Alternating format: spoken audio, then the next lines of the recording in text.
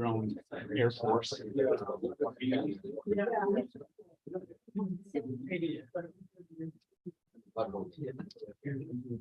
Well, we're going to be able to start our meeting. That's good. Oh,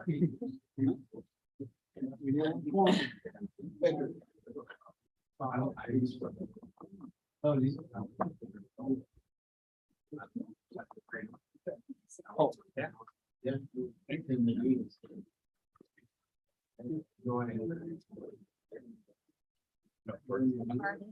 Oh, thank you.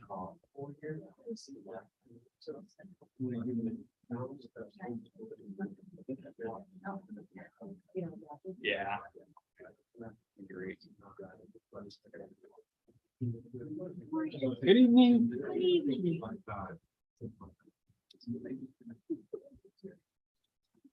Hi. Toasty. Okay, Hot outside. I can't.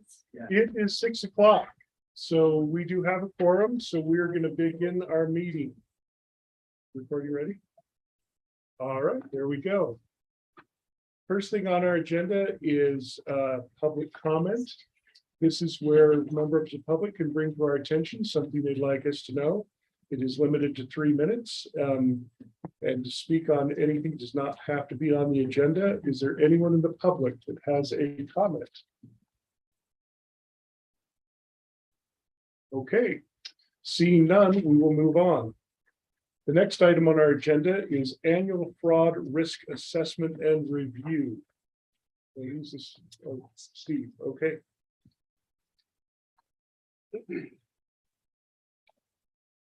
All right, so we've done this before. A couple of you are new to this. Every year, the state compliance requirements, guidelines have mandated this assessment in the packet. I'm not going to go through everything in detail since it is a review. We do a self-assessment score. So this is a self-assessment that I've done of the city. It puts us at a low risk as far as fraud risk assessment. If you have anything that you'd like me to go over specifically with you, I can do that. Otherwise, part of the process is coming to the council with this and presenting it. And that's what I'm doing here tonight. So, Any questions? Good job on the improvement. No, we did the hotline. That was. Yeah. The main thing that we asked to do last time. It looks like the other ones are just because we're not, that's not something, I think we talked about this every year, the internal functions and such are just things that we're not. yeah, there'd be a cost to the number 8 internal audit function. With that, you'd have to have a position that's independent of supervision from me and reporting to an audit committee. That committee would direct the internal audit person to audit different parts of the city, receipts, revenues, expenses, things like that. Where we are on the border of a very low risk, I think, in my opinion, I don't know if it's required. Some council would certainly do it. Concerned Don't have me. any concerns. Okay, thank you, Steve. We're going to move on. Discussion and review of reimbursement agreement with Woodside Homes regarding 2400 West construction. Paul. Hopefully the memo was explanatory. Woodside Building 2400 West, connecting down to the Gentile. And we own the east half of the road. So it's kind of our share of the road that we would otherwise be building if we're developing that park. It's they're asking to help reimburse for the cost of it. It's impact fee eligible. The plans are in the packet. We've got Robert here. We've got someone I think from Woodside. We got Wes here. So yeah, any questions for any of us, we're happy to. Well, yeah, at the mayor's discretion. It's pretty straightforward, and we've been planning this for about 6 years now, so We it's get there kinda come anyway. due. Yeah. All right, so is this something we can put on? Oh, no, it's money. We can't put it on the consent agenda, so You could. we could, even though it's money. Okay, so that's, I did. It doesn't require a hearing. okay. All right, we'll move this on to the next agenda then for a vote. Discussion regarding, oh, we're pulling this one. So The discussion regarding Founder's Park, there has been some new developments. We don't have all the information. This will have to come back to the next meeting. So next item E, proposal of recreational equine structure at the fields. This was a request of Councilwoman Carver, sorry. That was cool though.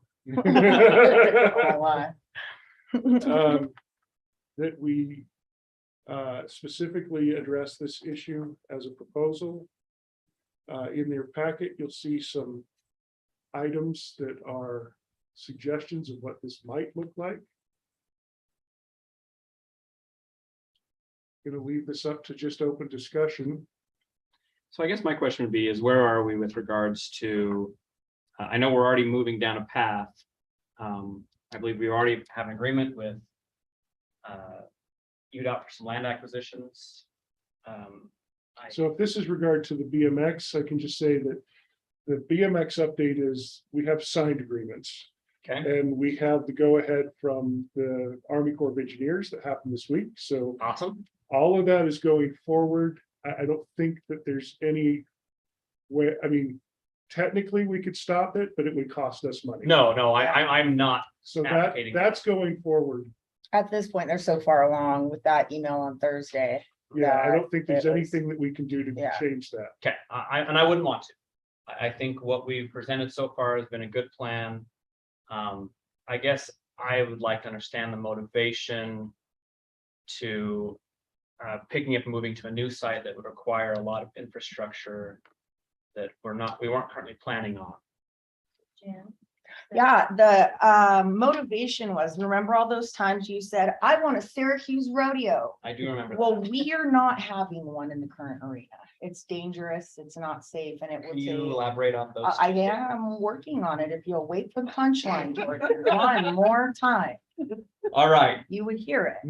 I'm So excited. the ground in there is dangerous as far as the fact there's still a lot of glass in there from when it was like a demolition derby spot. Garbage continues to come up out, from underneath the dirt, up when they're riding, and they're taking it out all the time. The fence line, there's a lot of broken pieces in it. So the amount of work and money it's gonna take to even upgrade it to a point where we could make money off of it or even use it for a rodeo arena, it would be more cost effective just to build a new one. There's a lot of damage done there, and that's through different recreation situations that the city's had in the past. Nobody's fault that's here. I mean, they used it as a demolition derby spot. They used it as a junkyard. They've used it as pretty much everything. And it's just, I'm surprised that the 4-H uses it, but I know it's because of lack of options. And if we had a better option, there's not even really any options around the county anymore, no, around the state. And I know a lot of people are saying, oh, Farmington, but that's more of like a show pony arena. And looking at the plans of that, it's not a whole like rodeo arena. And the western part of the equine industry is really just going away by taking all of the arenas away. And if we at all ever want to have some sort of a Syracuse Days rodeo, which would be awesome, and people around the city ask about it all the time, we've got to look into moving that arena and building a new one. Or spend probably about the same amount of money just pulling that one down and rebuilding it. So what changed between when that was presented to them originally and now? They didn't want to give it up to the BMX park on the hopes that it would go, that they would get a new arena. And in order to move it over to the fields anyways, we had to discuss a parking lot being able to go there. And without that even being in the process of happening, nobody was willing to let that happen. What do you mean in the hopes though of giving it up, like that we were gonna renege on that promise or Oh, something? Yeah, Well, then I Yeah. don't really feel a need to entertain that, because we fulfill our promises and we do what we're asked to do, and I'm good with it.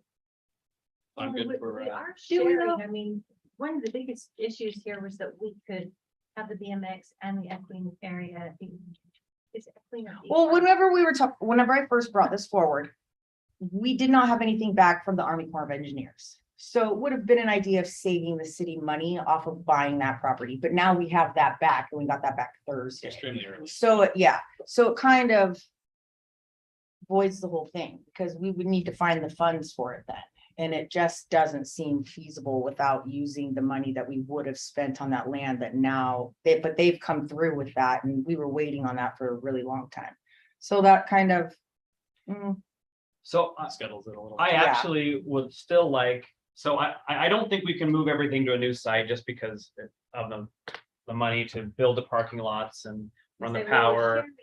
sharing that Yeah. But if we can- funds and- But I do think where all of this is applicable is I do think we need to do a better job with our existing arena. It looks very run down. It looks tired.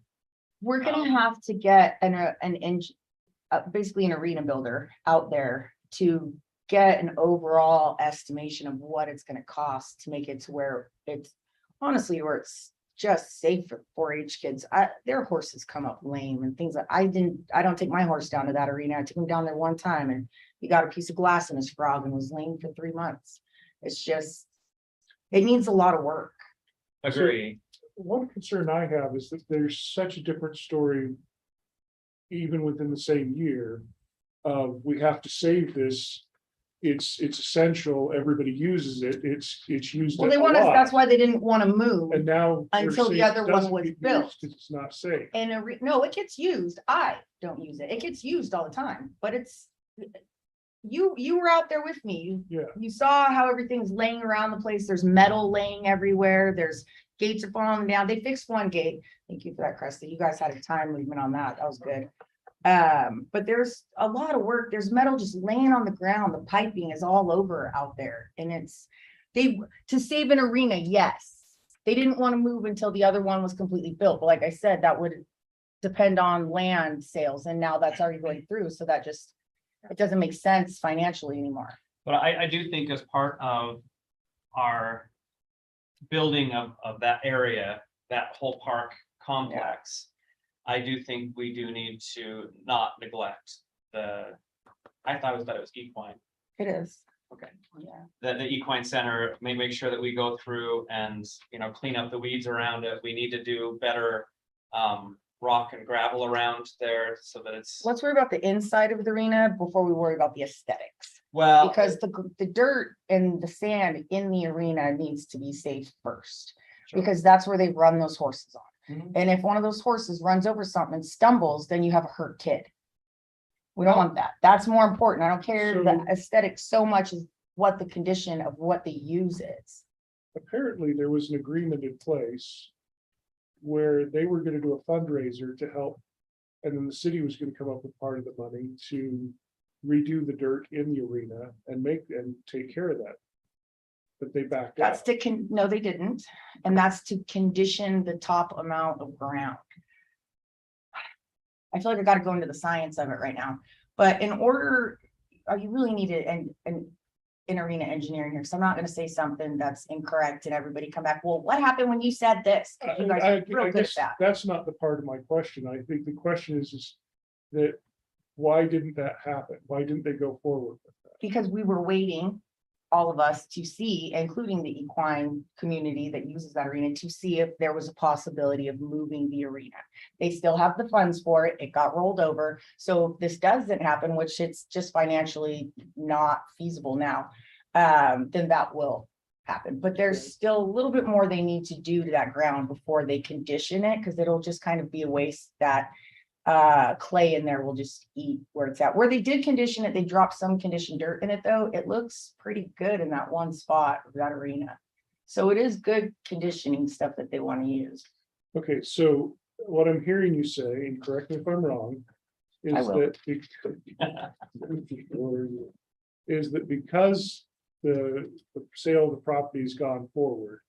And that's done, that this is no longer financially. Yeah, it feasible was anymore. really a contingent on that kind of So if that's the situation. case, And are it's we not, not, there's no Yeah. reason to go forward with this discussion? the only thing. not with the movement of it, I wouldn't think so, but I- improving it, I would. I do think we should have continued discussions on a path for enhancing our current setup. I think that it could use some TLC.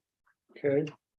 Well, that is still on the plan to go forward, so. Perfect. Okay, but we're gonna not talk about the fields any further with this particular use, is that, We're not. okay? Great. All right, well, then that concludes this agenda item. Okay. Item F, discuss proposed updates to sewer city code pertaining to sewer regulations. Mr. Robert. Quad control. So this is a real legitimate thing. This is Utah law. This has been in Utah law since 2012, so 10 years. And we have in our code general prohibitions on what can be put in the sewer. None of our code currently says anything about fats, oils, and grease at all.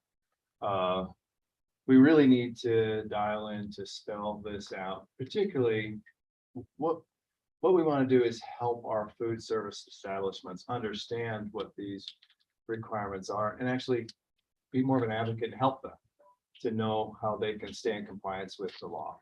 So, so I put together a draft ordinance for you to take and look over the next week, unless you have comments today or over So, the week. I do want to interject as the sewer board rep. So the sewer board has a code for this.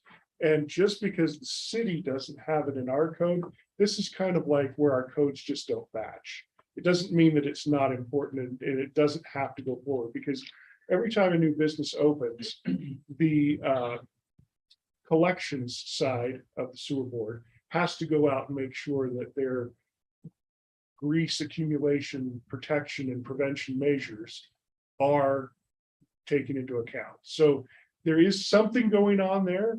It's just that our code doesn't meet the same as what theirs is. So How close is it? Does this mirror the sewer board's code? Have you done a comparison? And if not, would you be willing to? yeah, we probably need to. So I've got the resource listed there for their ordinance 11.3. I've looked it over. This does not, this isn't any replica to their code. Does it cover the same? Their code's actually very, very large. Yeah, I This will is say this, A real scaled down version. by us taking this Simplified. on, we do open ourselves up for people to come and protest, which happens all the time out at the sewer board, where people come in and they say, you're requiring us to put in a grease trap at this size, and we think that's way too costly. Well, guess what? The reality is that they do have testing measures that they go, and every time they've used these testing measures, the assessment originally has come back correct. So it's very common, especially for small restaurant owners, to say, I don't want to put in grease traps, but because they can be costly, but the damage that it does to the pipes, whether it's our pipes before it gets to the sewer district's pipes or the district pipes, the damages and the clogs are significant, and it is So are very we expensive. saying though that they're already required to adhere to this regardless because they're tapping into the sewer Yeah. district's infrastructure? And I would also argue that this is actually, we've got Utah rule R 317-81, Mhm. which is a Utah I feel like it's covered. code. Yeah, it feels Yeah. like it's covered, but if this, So why were we thinking we needed to? that's what was my next. So the Utah rule says that all collection agencies, which we are one, Yeah, has to have a fog control plan in place. Proven by non-compliance. ordinance. And so we're, we're getting compliant. this would put us Now in we're compliance with making that more and allow us to Yeah, Oh, manage. don't ask questions you don't want answers to. I do want- so this needs to be done. There's no Yeah, question. yeah. I'm just, what I'm kind of bringing out is that this has not been neglected. It's just been taken care of by other means. So And we do have our own collection system, in all of our collection systems at some point or other enters North Davis. So they have theirs and they check all of food service establishments that are connected directly to theirs.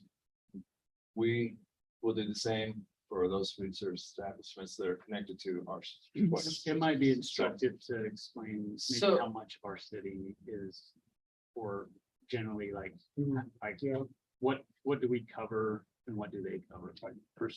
Well, generally. I know we have about 80 miles of sewer main. And I don't know, on the sewer district, I'd imagine they're probably more like 30 miles of sewer main in our city. They cover like the big. I think Main roads. a good way to explain this would be like, they own the main roads and the collector roads, and we maintain the feeder roads. So if you look at our traffic size, the smaller stuff that gets to the main lines is us, main lines are them. So So by doing this, we're complying with state. With state law, and are we becoming more restrictive than what is already in place? I think what you're doing is preventing a lawsuit if someone's suing us when their basement Well, backs up. yeah, and that's what I'm saying, if we're not becoming more restrictive, then we're complying with the law. None of this is any more than, this meets the minimum requirements. None of it's more than what we're required I'm good to with it. control. I mean, I read through, I don't pretend to be a plumbing expert and but it seemed to make sense. the you know, as district far is as- actually slightly higher than this, and they have to be complied with to get an impact compliance or to have a new permit. All these guidelines made So sense. it's just us coming into compliance with what we're already requiring, just from a lower level. And if you feel like, Robert, this covers all of the bases that you need covered, then Yeah, I'm okay putting it on. That'd be fine. That's good. Okay, Next agenda. all right. I don't think it can be on consent, but That's fine. No, Does it it- can it can't. be on It's consent? it's a new ordinance, so no. yeah, that's what I thought. It's gotta have it. So, all right, so this will go on to our next meeting. Thank you very much. Discussion regarding secondary water rear lot service.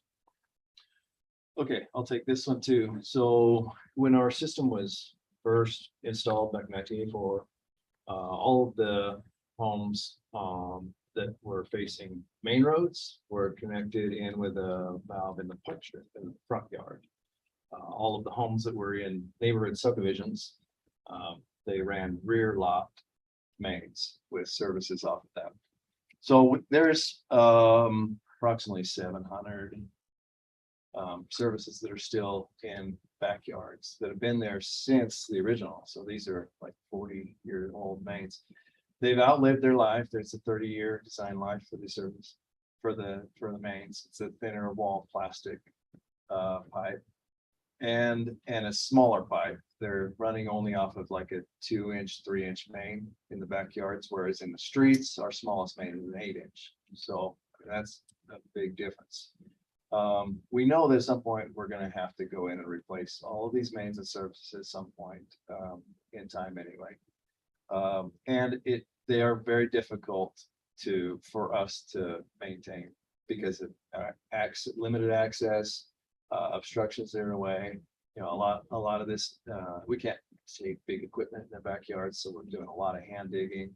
And then even if there's a leak, we don't see it immediately because it's in someone's backyard and could flood them out before we even recognize it. Whereas in the front yard, it's easy to see. So our ultimate goal is we'd like to get these, all of them converted into the front yard in the park strip. But we recognize it's a big cost, and we figured if we could just do it as we do a capital project in the neighborhood. Because a lot of the capital projects are in kind of these older neighborhoods anyway, because that's where the mains have really worn out. So if we could just run secondary mains at the same time, just run stubs in so that stubs are at least there.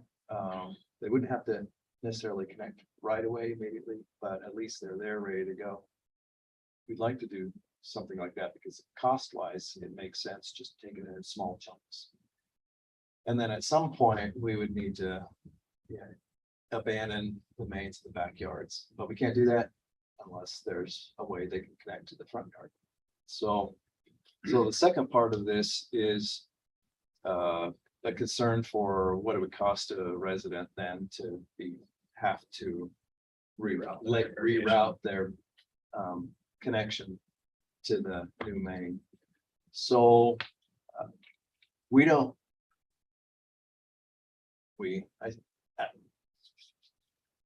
it's difficult to have the city's contractor be responsible to run through every individual private yard because there's so many different unique things, your general landscape, their own sprinkler system, maybe trees or sheds or whatever's in the way, fences and things like that. It's a lot easier to offer money to them, and they can do it themselves or hire a contractor. And if we did some like flat rate fee just for everyone, so everyone's treated equal and fair, then that would allow them the ability to run that. I feel like that DIY option is gonna kick us, Well, but But that's on their own sprinkler system. Yeah, well, once you're past the main, it's their system and they're in charge of And that. they can do their own sprinkler system, or they can hire the contractor to do their own sprinkler system, right? But if we pay like a cost to cure amount, flat fee, say. And have you thought about $1,000 what? or something. How much? I would say Mike? probably somewhere around $1,000 a Maybe piece. be 1,000. okay, so what are my It concerns? could be less. It could be And the more. main, It depends on if you hire. or do it One of my yourself. concerns about this though is that when you say flat fee, you're gonna have people come back and argue that their situation is unique and costs more, so that this doesn't cover it.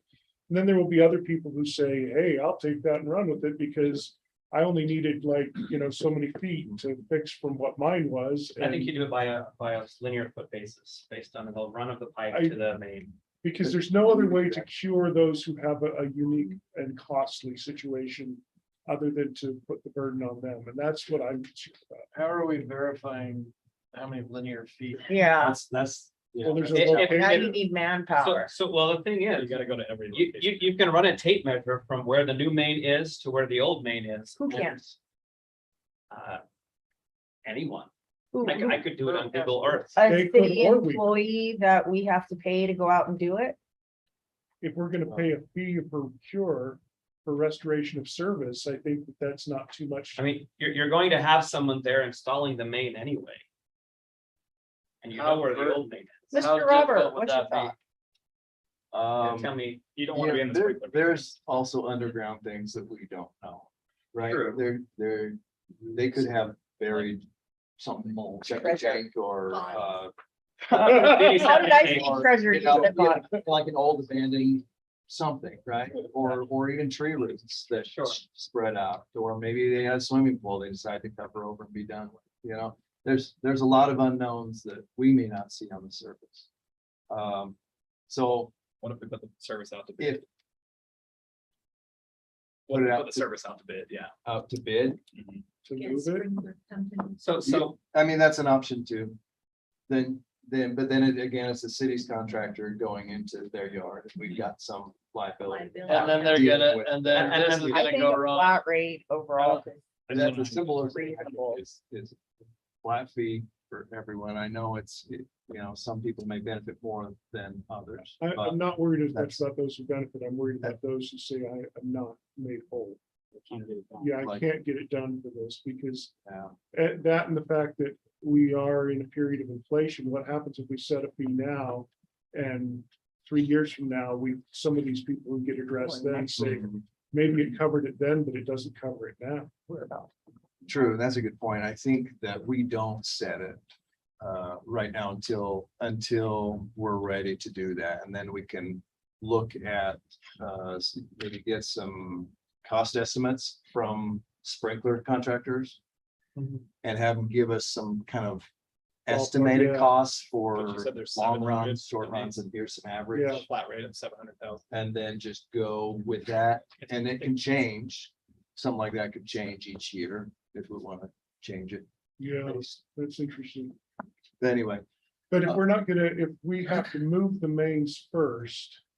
And we're not gonna move any of the connections until we've moved all the mains. Then maybe all we have to vote on now is moving the mains and deal with the second part when we. Study when we do a big. Yeah. yeah, so stubbing the project, but where this is gonna come to a head This for secondary is water over the next system 10 years, we will be installing secondary water meters. Yeah, And do you put it on stub or do you put it on the back? I think as we put in those secondary water we meters, have to take. the care of it. transition has to have taken place by then. right. Yeah, And so I'd almost argue that at that point, we can work with them because if you're gonna be doing. You're gonna be working in the neighborhoods, just be like, look, we're putting in a new water main, it's located here. You have this run, and I still think you do. Certain amount by linear foot, I'm not. I get that we wanna try and do a flat rate. But if you do a flat rate and they have to move it 8 feet. again, I don't have $700,000 laying around in the budget to cover $1,000 flat fee for everybody. And that's if it was done all at once. Right, and the other Be thing over that multiple concerns me is just Yeah. that, how do I deal with the guy who it takes 2,500 to cover his? If I'm paying a flat fee of 1,000 to everybody who might, I have a May hard time take seeing 200 it be bucks. 2,500 because you can put in a whole sprinkling system for 2,500. So are they all paying generally in somebody the to exact do it? same location in the rear yards? Are they all like right at the property? They're line, or pretty much all right in the center of the rear Center, lot, so rear, you're gonna, back. so you're gonna go clear to the front with all of these and then around the house, so.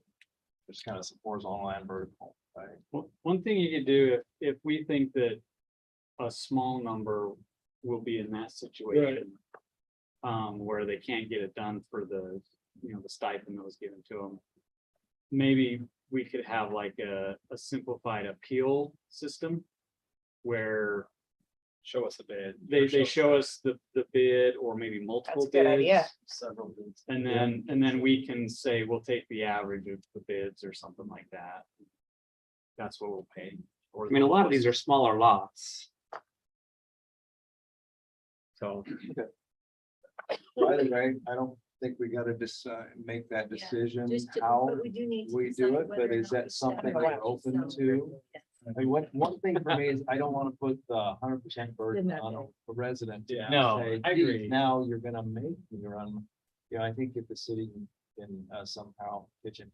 One of the thoughts I had was, at least for some of these is, part of our 10 million grant that we got, we did put in, costs. Cost to run each service. So some services are already stuffed to the front. I got about 133 of them already ready to go to the front. Right.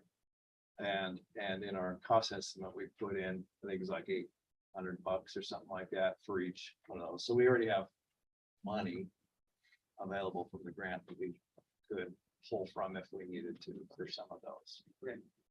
So we're gonna stub these and then we've gotta come back and meter them later. Yeah, well, some are, like I say, some are already stubbed. If we're able to do them at the same time, Ideally. we'll That'd be do them Yeah, going fantastic. forward, at the we're same redoing time. everything. When we have our next capital project, if it's in one of these neighborhoods, indicated in the packet. Didn't we just We'll do the redo, meter at the same time, and we'll have the contractor do it. didn't we just redo this area right here? I'm pointing to my screen. Yes. And so, I was do looking we already for have shoulder. stuff in them? Right there on the 2100. We were So, not there. That's what I was afraid of. So That was- these areas would not be on our tearing up the road plan for, But going 2 forward, decades. it'll We could add get the rest of Right. them. Yeah. Well, and then right now we're actively in the 2100 west. so I kind of think we're 2100 south and 2100 west do have We're okay. stops. yeah, so we've stubbed. So So that area is Yep, cool. yeah, so I think some of these 700 are actually on a 10 to 20-year plan. And so I don't think this is as bad right now as we think it is. Well, this Just resolves some of because- the pressure issues that we're hearing, because some of these. yeah, sound like they're right in the same for areas. those. when especially they in were- this they're running area, off yeah. of- They're When running they're off of pointing at- 2-inch and 3-inch mains, Yeah. absolutely. They get plugged very quickly.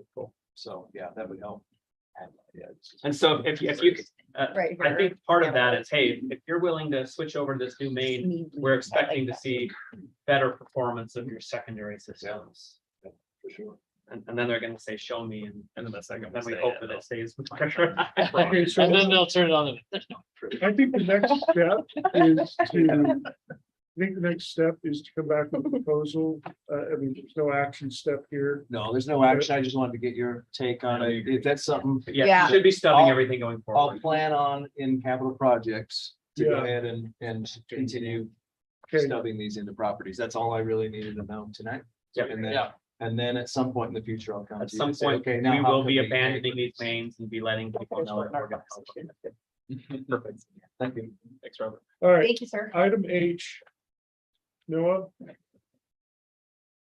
First item is request for redevelopment agency support in the form of impact fee reduction for Cafe Zupa's project.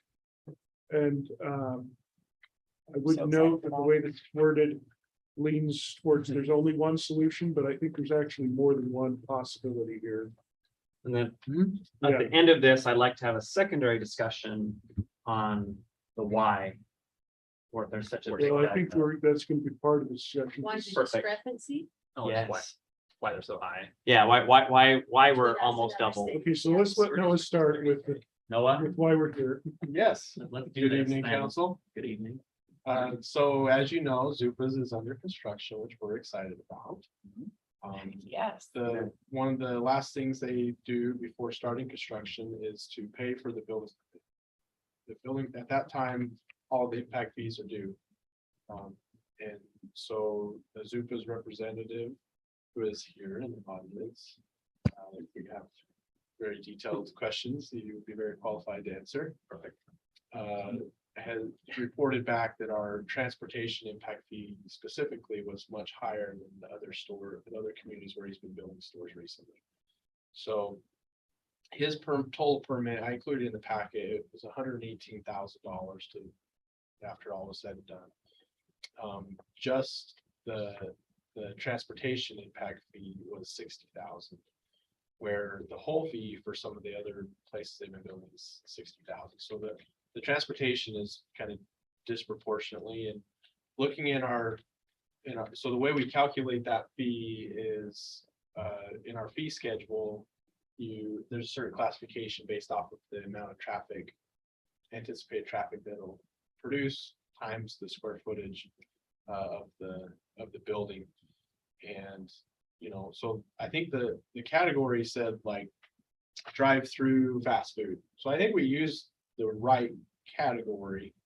But to the point that the mayor was making, there are multiple ways there's some choices we have. So we're in a situation where the applicant is saying, hey, that was really high. We're trying to deliver this building on time, on budget. That put it down in the budget. So what does the city do? The first thing we did was we reviewed, hey, did we charge the fees right? Was there a mistake? We determined, no, I think we did the math right, at least under that category. And so one of the options would be to almost like an incentive, since we're excited about the sales tax and the restaurant use that the residents would be excited to have, we could utilize some of the revenue that we just sold the land. So we bought that land, what was it, like 5 or 6 years ago, and we sold it. There was a certain margin of profit. We could take some of that newly acquired money that we closed on, sell the land, and try to even the playing field a little bit, to the tune of about $30,000 to level it. The other remedy, we could say, well, the impact fee that we charged was for fast food. We think it was more, there's the next category down was the restaurant category. We can say, oh, that's a restaurant, and then that would also reduce the fee. I was gonna say, there's no drive-through there. Yes. So there is, oh, there is in that one? Yeah. Oh, Yeah, there is. And that's why the fee changed. that's awesome, actually. Is the I'm not comparison, does the comparison also have a drive-through that was submitted? Logan? Yes. Logan Logan does, is yeah. submitted to from deals and fees we're working on. They're also high growth, developing areas in check. And that's what Noah was saying. The calculation, the impact fee table, I totally understand. If you're looking at a vacant piece of dirt, without other retail around it, we are not, all of the traffic that is being calculated by that table assumes we drive it ourselves. And we're at that intersection because of the existing traffic that's there on Antelope and South 1900 and Walmart. So it's not, it seems a little bit, I'll call it unfair to that we're being, not just us, but anyone that's going into an overall development is singled out as we're gonna be the sole driver of all that traffic. And those fees go, as you guys know, for support infrastructure, all the things are already there. In the burden that the additional burden that we would put on that so that it needs to be maintained and taken care of in the future. I think some of these examples that I shared with Noah, the overall development has an impact fee calculation, assuming you're gonna have these types of uses on it. and it's distributed over the entire development. And, therefore, comes out significantly less. I think our Logan deal is $90,000. The others are $5,000 or $6,000 for impact, traffic impact. The other fees line up very comparable. It's the one that's significantly different is the traffic impact. And obviously, it would have been nice for us to kind of have this conversation before we start construction, but we want to get the store open this year and Noah and staff have been great to deal with to get it to this process. That's the second time we've heard that about impact of Noah fees. being a nice guy. No, definitely. No, but, Probably the well, first one. moving on, about impact fees not being discussed up front, like the impact. That's on us. I know, but I'm just saying this is the second time something's been brought forward about our impact fees being a shock to them.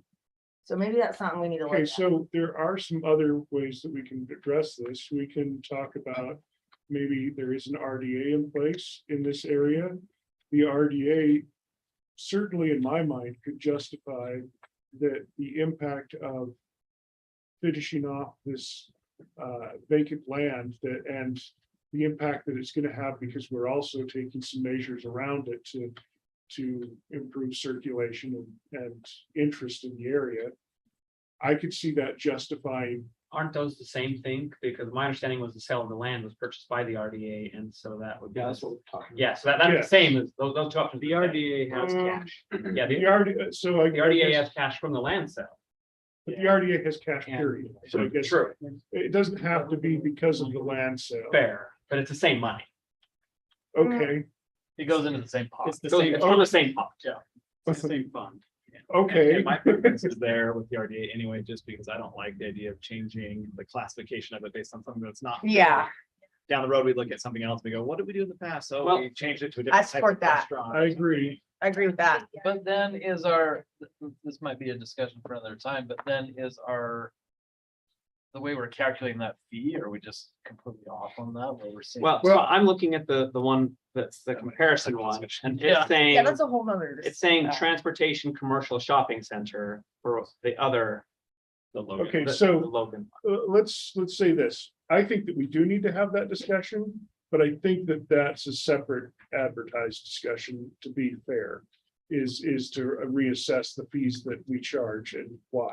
Okay, So I'm gonna mark that down for a future agenda, if that's I just okay. want that to be stated, because if we're going to. I agree. Yeah, if we're looking at it and saying, hey, there's a reason we need to make an effort to lower that for this particular business, then. But the sewer Yeah, district I can alone give is like also huge. Yeah, The overview statement there for why our impact fees are so high is because we're in a growing community. We have a lot of transportation things that we're trying to build. So every city's gonna have different yeah, transportation and impact fees. Logan is based very off different than Syracuse. One of the points, though, of consideration is that this is a well-established part of the city, as opposed to the fact that many of our spots that this is gonna apply to are going to be yet to grow areas. I feel like this is what kind of the thing the RDA is supposed to help with. It you actually- know? actually Like this is, is actually it, like You know, this is it's what just they a simple end up- answer. Yeah, Yeah. and I think a business like this gives back so much. Oh, in Can you remind me of the tax rates. footprint of this RDA? It's the town center RDA, so it's basically like 2000 West, over to the movie theaters. Yeah. It's And extended it movie does not theaters? include the movie. Not theater. No, it doesn't.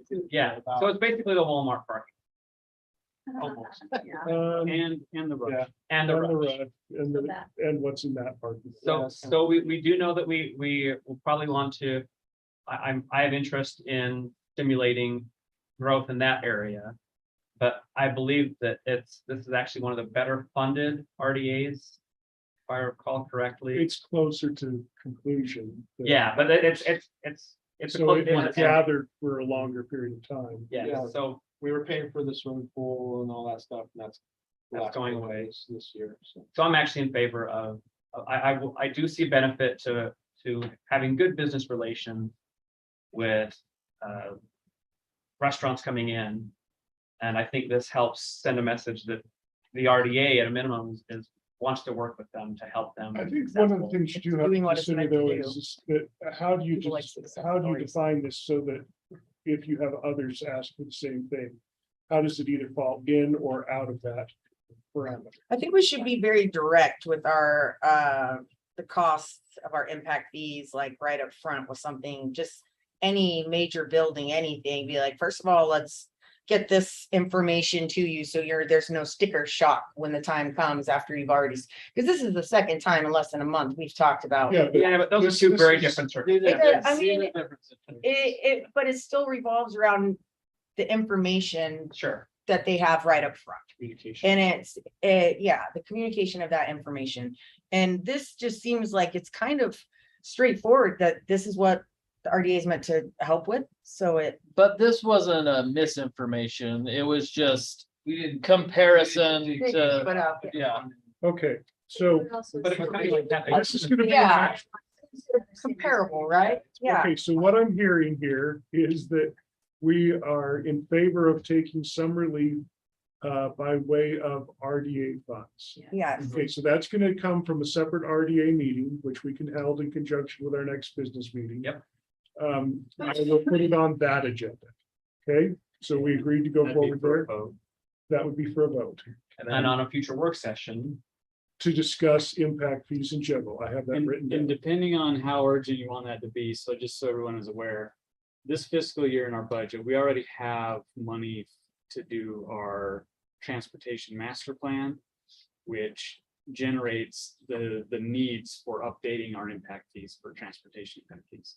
So that process is already going to move forward. If you want to wait for that, that's fine. If you want to discuss it earlier, that's fine too. Probably would make some sense to have the impact fee studied or the plan thought out first before we jump into a discussion of what those impacts. Yeah. might look like. but as part of that plan, or at least when we present that, it would be good to have comparables for surrounding communities. One thing I don't want to happen is people pick a different city over ours simply because our fees were higher. It's definitely higher. Yeah.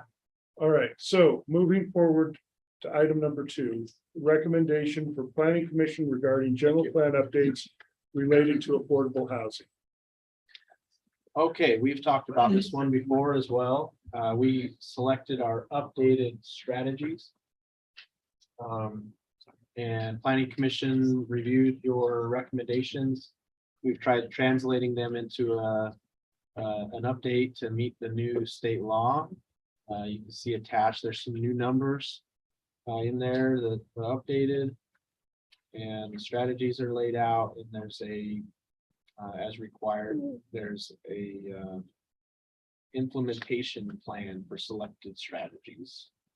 So with this, we believe that we'll be compliant, then we'll have to do the year-end report that you guys will get to see as well. So is all this text new or is this, No, we just took what was After already the first there. page, it's pretty much all new though.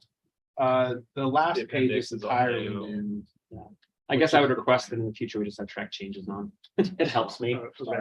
I started looking for them, and I was like, oh. It was my secret plan to make you read all of it. Yeah, you tricked us. Like an impact fee. Oh, Too soon, man. That was a little soon, but. Okay, That was for them. so Jordan and I agreed on that one. back on this item. Are there any questions or comments regarding the way that this was prepared? I think we previously agreed on what the content was, so I don't think that's the point of discussion. I think it's just presented in a way that you're agreeable. There's a few things that I, again, didn't track change because you gotta find where I had issues now, but, Yeah, now you're gonna be updating text you didn't want to change. oh, that's Yeah. true. It's already in there. no, there's like, I forget exactly where it was, but somewhere in there it says it has some miscalculations, so maybe I could just show you where those are offline. Yeah, if the numbers are wrong. Yeah, just Yeah, that would be a problem. one or two small things, and then yeah, I'll show you where those are offline. Okay. Yeah, if it's just a correction on some map. Conceptually, any comments? I think this captures what we had talked about. Just a comment, no need to change anything for it, but in here it kind of, rather than, I mean, this is probably most of your opinions anyway, but a lot of this language is written like, we're doing this just simply to comply with the rule. which that's not my intention typically in housing, especially since it's such an important aspect of livelihood. So just a commentary. You know, typically leads into most things by saying, because the state tells us to do this, we have to do that. A little more humanism I concern. thought Yeah. the city selected the following three strategies to my- increase modern income. I thought that was. I mean, That might be the loan statement in there you found. for Okay, that's fair. diplomatic reasons, but. Then it says we are required to provide invitation. One at a time, please, for the record. I was gonna say, I like it, that Syracuse can help alleviate the issue by increasing the supply of housing with the housing types for which there is market demand. I think that it's addressing some things. So, but I do agree that I don't ever want to come across as we are being knee-jerk in our reaction rather than proactive in our response here to what the needs are in the community and in society in general. So especially to our citizens in Syracuse. I think a tonal change would go over well. But I don't think it's not necessarily like expedient that we do it. I think I just want it on the record. Well, That makes us look forward thinking as opposed to, fine, I guess I'll do it. okay, so if there's gonna be a significant change in the tone of the letter, you want to see this again before we go forward. Yeah, I'd be happy to give you a few of my thoughts. on Instead that. of need to, you can say. I mean, it will still be on an agenda. Syracuse City is excited to take on this challenge. Presented. In order to address Benevolence an issue that it's seen throughout our community. Make it. Look at it, them making it more aesthetically pleasing. I mean, I don't know that it necessarily would jive with our citizens, like feelings, but I'm just saying. Like, it would- Everybody likes things that are more aesthetic. I'm okay with the tonal change and then, yeah, obviously if there's maths. So I'm okay if that. Helps. contribute to the- Okay, so we'll see this again on the next agenda. I'm excited to see how you write this. I'm literally not gonna write a whole lot. It's just gonna be like three little. One sentence. See how caring he can Hey, change it. I had a lot of fun with the park update plan, right, Krista? Did you have fun with that? Yeah. Okay, yeah. Such enthusiasm. Okay, we've left topic. Let's go back. Next item, number 3. We're restless. This is an application for a zone change from residential 1 to general commercial and planned residential development PRD for property located in the southwest corner of 2000 West and State Road SR 193. Noah, do you review Yes, the sir. application with the council? Okay, so like the mayor said, this is a zone change. Anytime we have a zone change, we refer to our general plan as the first step and we hold a public hearing and we get a recommendation from planning commission. So this requested zone change is kind of like two parts. There's a north part that they're requesting commercial, where we recently changed for the hotel, but expanding those boundaries. And then the southern part is for townhomes, requesting the PRD zone. So there's kind of two halves to this.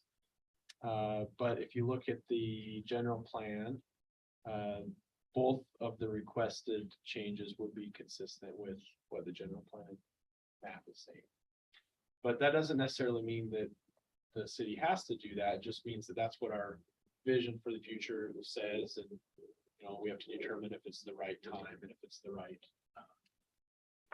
proposal for us. Is PRD part of the residential zone? Yeah, PRD, if you look at I'm the not map, interested. is one of the options in medium density residential. So the general plan wouldn't have to change. So then the next step was it went to planning commission and we held a public hearing. There were some comments from the neighbors worried about mainly buffering and they're doing some agriculture stuff. So we talked about fencing and planning commission voted to recommend approval of the zone change. And it was discussed, there was well, let me back up. So that was, most of the discussion really surrounded the townhomes. There wasn't a lot of discussion about the retail. So, so now that you guys have it, now your job is to decide, is this the right time? Is this the right proposal? So, to talk about the northern part, the general commercial zone, if you look at the list of permitted uses within the general commercial zone, includes things like, you know, fast food restaurants, gas stations, pretty much most commercial things. So if you were to approve that, basically what that does indicate that we're good with any of those items without us knowing before changing the zone exactly what it will be. And that the applicant will be able to go move forward with a site plan for whichever one of those permitted uses. So it does, the city does lose a little bit of control over, you know, Knowing ahead of time. what we're- exactly will go in there, because he would be authorized to do anything within the permitted uses. So that's that, you know, and of course the applicant's here and he can explain, he's been working to kind of consolidate all of the various houses and parcels of land. And if you look back to the hotel rezone recently, we had a lot of conversation about what that corner should be and what it could be. And the 450 South is kind of creating almost like a dividing line. If you remember 450 South in the hospital across the street, you know, their vision for the area would continue that 450 South across the west. And so the commercial would be north of the 450 South. And then south of 450, they're proposing PRD townhomes. So on to the southern part, the information for you guys on that one is PRD requires a development agreement and it requires some plans up front. So they've provided us some plans and they provided us what we call an architectural theme. So it's kind of like one elevation of what it all will basically look like.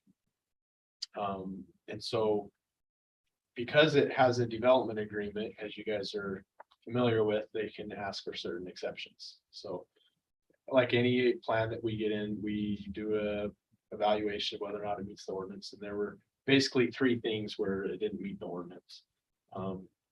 One is the density. The way the ordinance is written, it would allow 9 units per acre. They're proposing 11.3. The second one is the direction of the front doors. Within the plan, if you were to look at the plan, the townhomes along the perimeter, they're all facing out towards the street. But once you get interior, it becomes maybe a little bit more, it's more like you're driving through alleyways. And so maybe you have some that are facing the remnant home that didn't want to sell out. So, you know, some of those. And that was kind of the intent of really paying attention to the direction of the front doors, is so that when you drive through, there's kind of that natural surveillance of what we're hoping for safety. And then also if the front door is facing the existing neighbor's backyard, they lose a little bit of privacy. So we're conscious of that. But so there's the directionality of the front door issue. And then the third issue is the buffer table requires that there's 15 feet of landscaping and a concrete cement wall around those houses in the agriculture. And so in their plan, there's a drive aisle that would go right, can't have a drive aisle that's part of the landscape buffer because you can't plant a tree in the middle of the drive aisle, right? So what? Yeah, good try. Are you speaking specifically of the drive aisle that's just on the south Yeah, that would go against that existing yeah. property? And so those are the three things where it didn't meet the ordinance.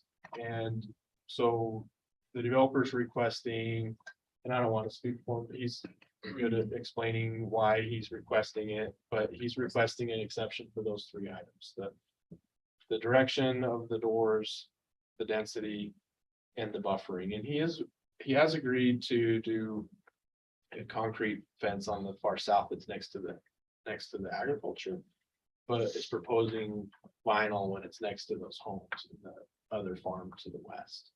And then of course is asking for portions of the 15-foot landscape buffer to be excused because he's got a drive aisle that's going right through one of them. So I think that's the scoop. If you have any more questions, I can try answering, or of course, if the mayor wants to allow the Okay, so applicant. Turn it back to you. do go ahead and represent the application. Why are they asking for these changes? Well, they need them so that they can build their townhomes and Or you're talking about the exceptions? Yeah, I'm talking about the exceptions because there's an Well- application, so. Okay, yeah, so the density exception. Why do they need 12 units an acre versus 9 units an acre? I would. Again, I don't want to speak for that. I would imagine it's a financial equation of what they bought the land for versus. Getting a certain carrying capacity of the number of units to support the responsibilities to take care of the amenities but I think it's all about, I mean, it's a unit count. It's how it's no secret. This is a business venture. So they're trying to get the unit count to where it supports the cost they had to pay for the land. And then the front door issue, I would say they're working on that one. So that, the layout of the property creates certain challenges and especially where you have a couple holdouts, they had to kind of orient the building certain ways to make it fit, to get the unit counts that they need. And so I think that, there's some challenges created that, staff has concerns with the direction of the doors. I think that's why it's in ordinance. And Can you then, speak to those concerns. well, like I said, natural surveillance, the direction that the front door faces creates a trend in architecture. You have a transition between outside and inside. And you have more transparency usually on the front of the building versus the sides of the building.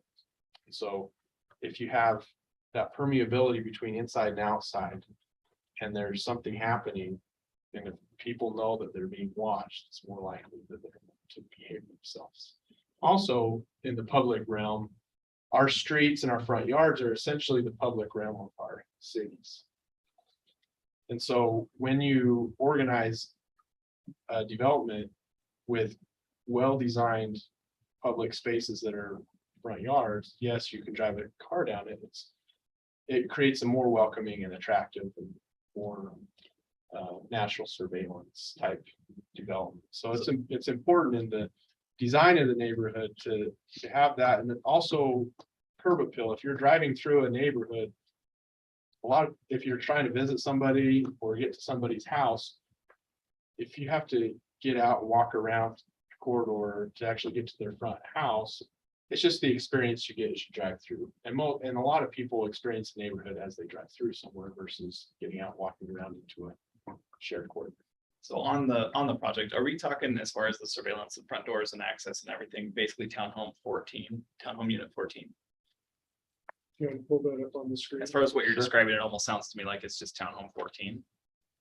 Oh, I guess townhome 13 and 14 potentially I'd say like 70% of them are don't. facing other houses. and share. Yeah. You can give me authority to share. I think you just have to make me a co-host. I don't see it, but.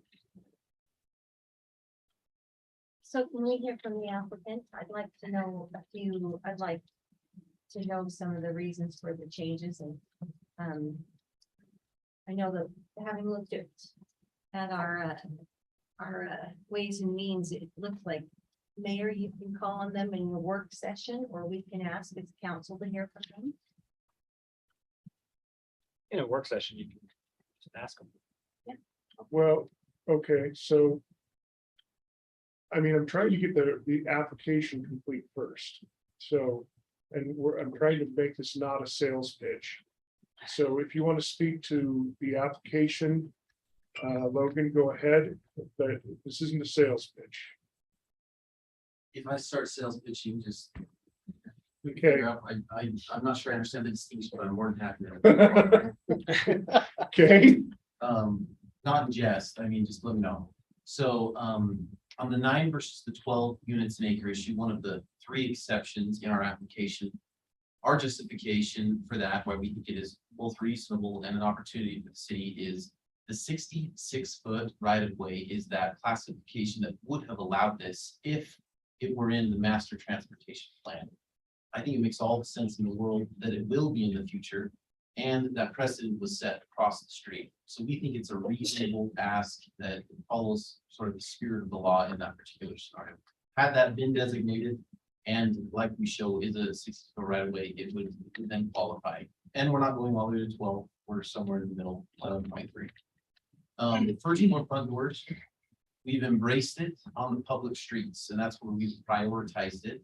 And that is the public domain. When it becomes in the private streets inside, we are asking for the exception to allow the trade-off of driveways. As we tried to lay it out, we knew that the city really wanted parking to not be a problem. So on this side, we have nearly 4 stalls per unit.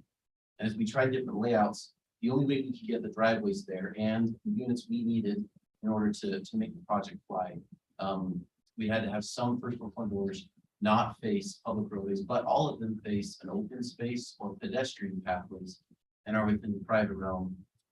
And then on the buffering, some of the buffering we can't accomplish because of, for example, the private roadway on the south was established for fire access primarily.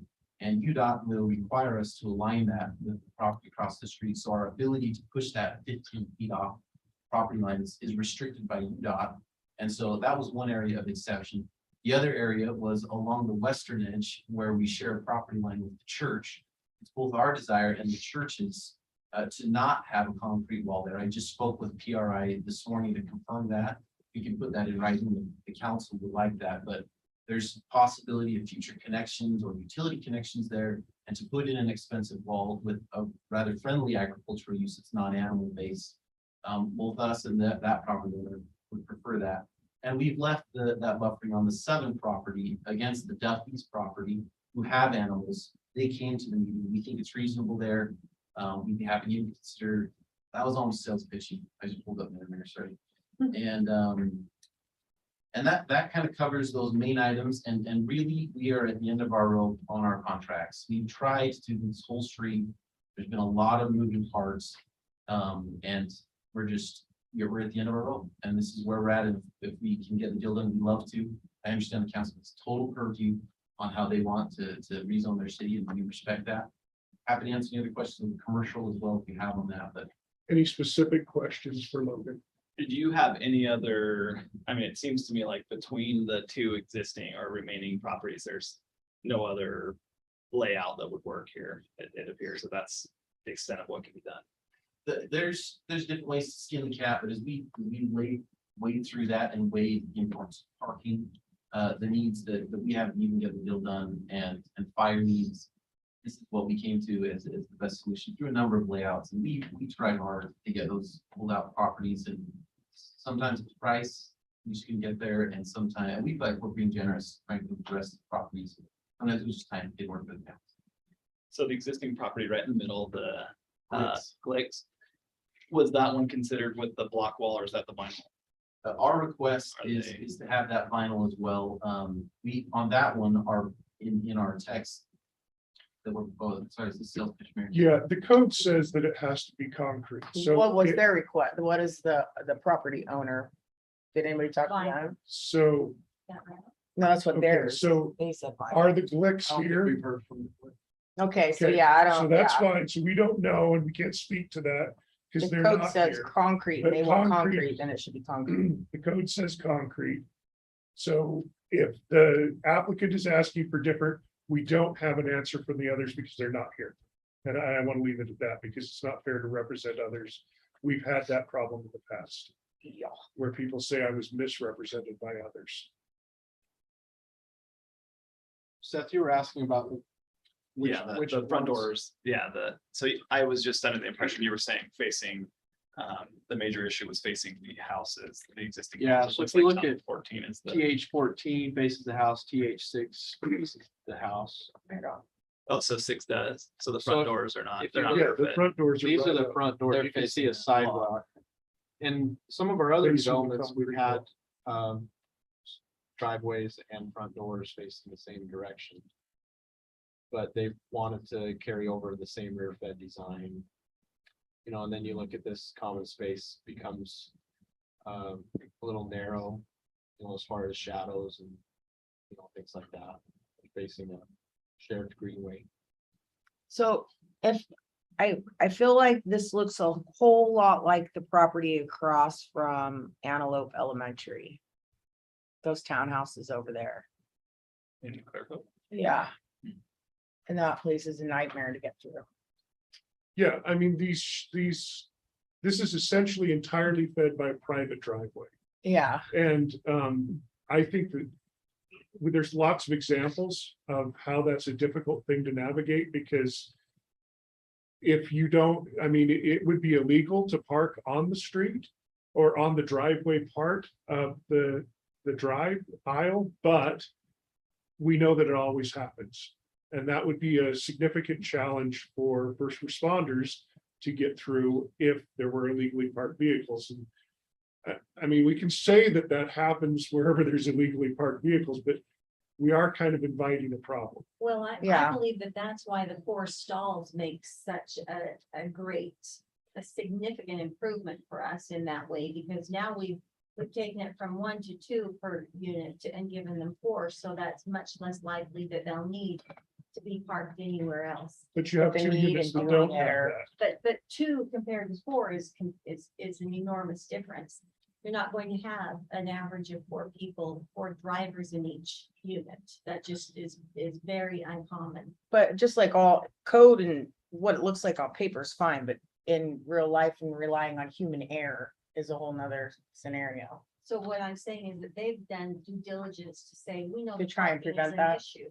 Yeah, And so in order you have to compromise here. Either we can make it so that we give us driveways. And that allows for more parking, which does alleviate that issue. Or we just readjust to where the front door is. I think that is very reasonable to say. Front road or facing the main roads, that's one thing, but once you get inside, that's private space. I don't think we have that anywhere else in the city where we've allowed that completely navigable space to be through driveways.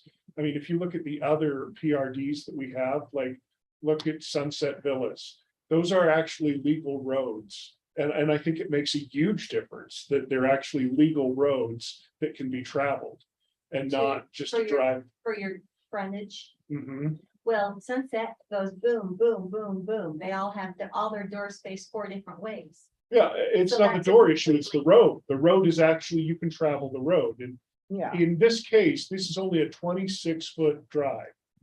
That's not a legal road. It feels like the space that you would be driving in between, like. Storage units, when you're Yeah. driving through a storage unit facility, that little, I Yeah, don't, that's I what don't it- like, I don't like that private drive. I don't either. The other thing that I think. If we're looking at the future, what's to become of these weird cutout lots that are residential? You can't deal with that right. Well, Well, but you- you that's- have you to have to think consider about that it. what I it could does to consider those that when I. Yeah. consider properties, putting because this does it there. destroy all future uses for those properties by allowing this? I want to bring up one other thing that I think is really important, and that is that this is very close to what is probably the most significant available developable set intersections in our city. So the 193 and 2000 is got major development on 2 of the corners already. I mean, we've got the Smiths development in West Point. It's not in our city, but it's their plan is to build out the same thing down to the corner. So I really like the general commercial, but not the PRD. Well, so my point is that I think you almost have to plan One at with the the same other, time. yeah. I don't, You can't do them piecemeal separately. That's my point. It's not that I want that to be different. I want it to be there. I'm okay with the general commercial part, but I'm not okay with doing these little sections because you kill off these lots that can't move at this time. I don't. And that's why it's okay to wait until somebody can acquire all of them. So you're saying wait to acquire all of the homes that are unwilling to sell? Is that I'm what you're saying you wait till you can work them in just to a plan, yeah. And I just think that that's completely unreasonable to suggest that you can't utilize space that is available because some other space connecting to it, all space connects. I mean, my road connects to someone else's property, So to tie the hands of someone who is willing and able to develop something that feeds a need that I see. Because we have a few houses that it just doesn't work for them and they are unwilling, and who knows if they'll ever be willing. You have no idea if they'll ever be willing. And so what you're doing is stopping and damming progress because you have 2 or 3 homes that are unwilling at this time and maybe forever unwilling. And you're saying, so the people who have the property that can sell it are unable to sell it. So that dam No, is they there. can sell it. No, you damned them because, and when I say dam, I mean stopping the process. of it. Seems a little excessive. No, that's a word, and it's a word. They will burn. You're not- We're down for eternity. I'm saying we're damming the progress with the literal stop of the progress because all property connects to other property. There is no island here. So I just think that that is very short-sighted to say until we know the future, we can't do So, anything now. This happens all the, this Can I happens give you all the the- time where you can take down the section of it that is contiguous, but you don't leave out islands or peninsulas. Can I, And this isn't an island. so I feel like this is, Peninsula. when you're using space, like you said, it all connects, yeah, but you wanted to connect with Fluidly. like, yeah, with like an understanding, that's why we have a general plan, Yeah, but at the same time, do we have to develop everything right freaking now? no, Like, we have so many apartments and townhouses going in right now, can we hold the heck on? Well, for me, I don't think it's unreasonable to say, to look at a proposed development with a zone change and say, okay, is this the best thing for this particular piece of property, It feels knowing that we've rushed, got like we got some rushed. holdouts? I don't think it's unreasonable at all to say, okay, there could be a future time where those people will sell and this could come together better. Like the mayor was saying, we've got general commercial just north of here and we've got a hospital and some good commercial going across the street. It's not unreasonable to think that this frontage on 2000, which is in my opinion, a great place for commercial, that we couldn't have something even in a more mixed use if we're going to allow some higher density or medium density housing, that we get a little bit of trade-off and we get some commercial frontage along with it. I don't think that's reasonable to wait for something that may come along. So I don't disagree with that sentiment. However, we're talking about right development that's coming here and making this proposal. That is their bread and butter. Has anybody had a conversation with them about what other options they pursued there? Or their likelihood or feasibility of commercial development at that mid-block? okay, so I don't think I that have. because they're the only ones You that have. propose something, that they're the only option that will ever be there. I mean, we could say, for example, Yeah, let's there's make- enough building permits, there are more building permits going on than we've ever had at one time. And in a spot. And there where we are know it's enough already going got. on for years to come. That this is not essential. It's not like if we lose this out, there won't be enough houses for us to survive the year. I mean, we could wait a year and other options may present themselves. I don't think anybody's concerned with that piece of it, but okay. Well, I mean, So that's why I timing don't is an know, issue. I don't, So going back to what we're asking here, I'm I not- don't think I don't- anything that they are requesting is out of line. I believe that they're completely correct in saying that the buffer restriction by UDOT is not anything that they're trying to circumvent. I think the front doors on the streets allow for more parking, which is wonderful, because we are always complaining about developments not having enough parking and what it does to our roadways.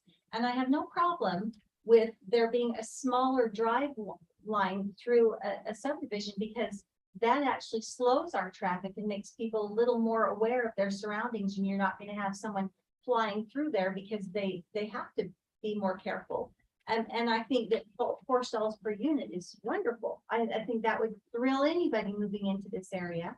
And so the doorway facing, I've gone through many developments where doors in smaller, townhomes or higher density areas where they do not have the same requirements because they are not the same thing as a regular street and in a single family area. So there have to be amendments made, and I believe that they do take care, 450 will be a main road. And so anything that they're asking for here, I don't find that there is anything unreasonable or that they're saying, we're trying to circumvent what you've asked us to do. And I think that this is very reasonable. But if 450 comes through, doesn't that make that a more viable corner Yeah, for a commercial? We said mid-block. I don't know where that sentiment comes from, but mid-block commercial is great, but doesn't that change if 450 comes through? Where it's a much more accessible corner? I believe that it does, but here's the thing.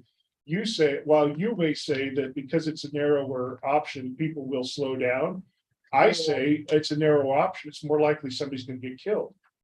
Because I have driven on places just like this. My grandparents lived in an area like this for 40 years, and there were lots of accidents where people were hit because this road was not developed as a road, it was developed as a drive aisle. So this is, in my opinion, this is way too much for it to be serviced by a drive aisle.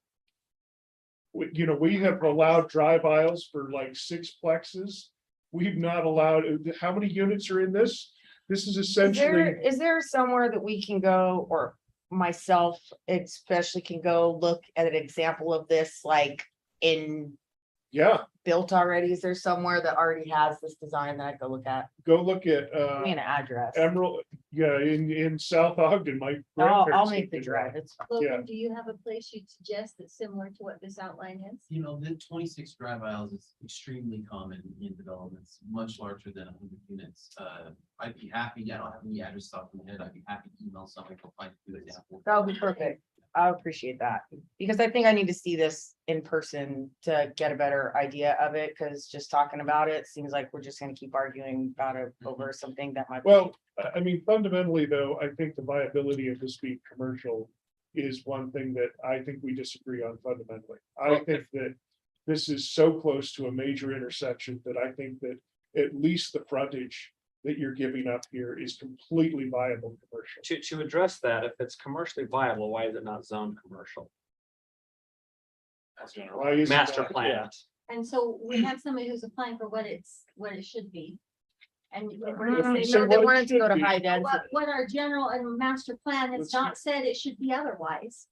And so, and we've also had the entire planning commission, 7 members say, we believe this should be approved. So I think that what we're doing here is just going to be sending mixed messages to anybody who comes to us and says, here's what we believe would fit well here. And we're gonna say, it's still viable for something else that's an ethereal idea in our minds. And I really have I think that we do a huge disservice to our city to say all land has to be sold. I mean, we're talking here about why does it have to all be done now? Well, what you're saying is we want it all to be done at the exact same time. I mean, think they- you're saying Residents contiguous. screaming about no It's more all high density, about right? They're literally contiguous. screaming about it. And I think that it's okay if there's some areas that we can figure out. what's Okay. Hey, let's give Jordan a chance to speak. Jordan? Well, one comment I have is I want to speak to some of the requests for allowances. With the 66-foot roadway, do we have an intention of updating that to a 66-foot roadway, or are we going to keep it where it is?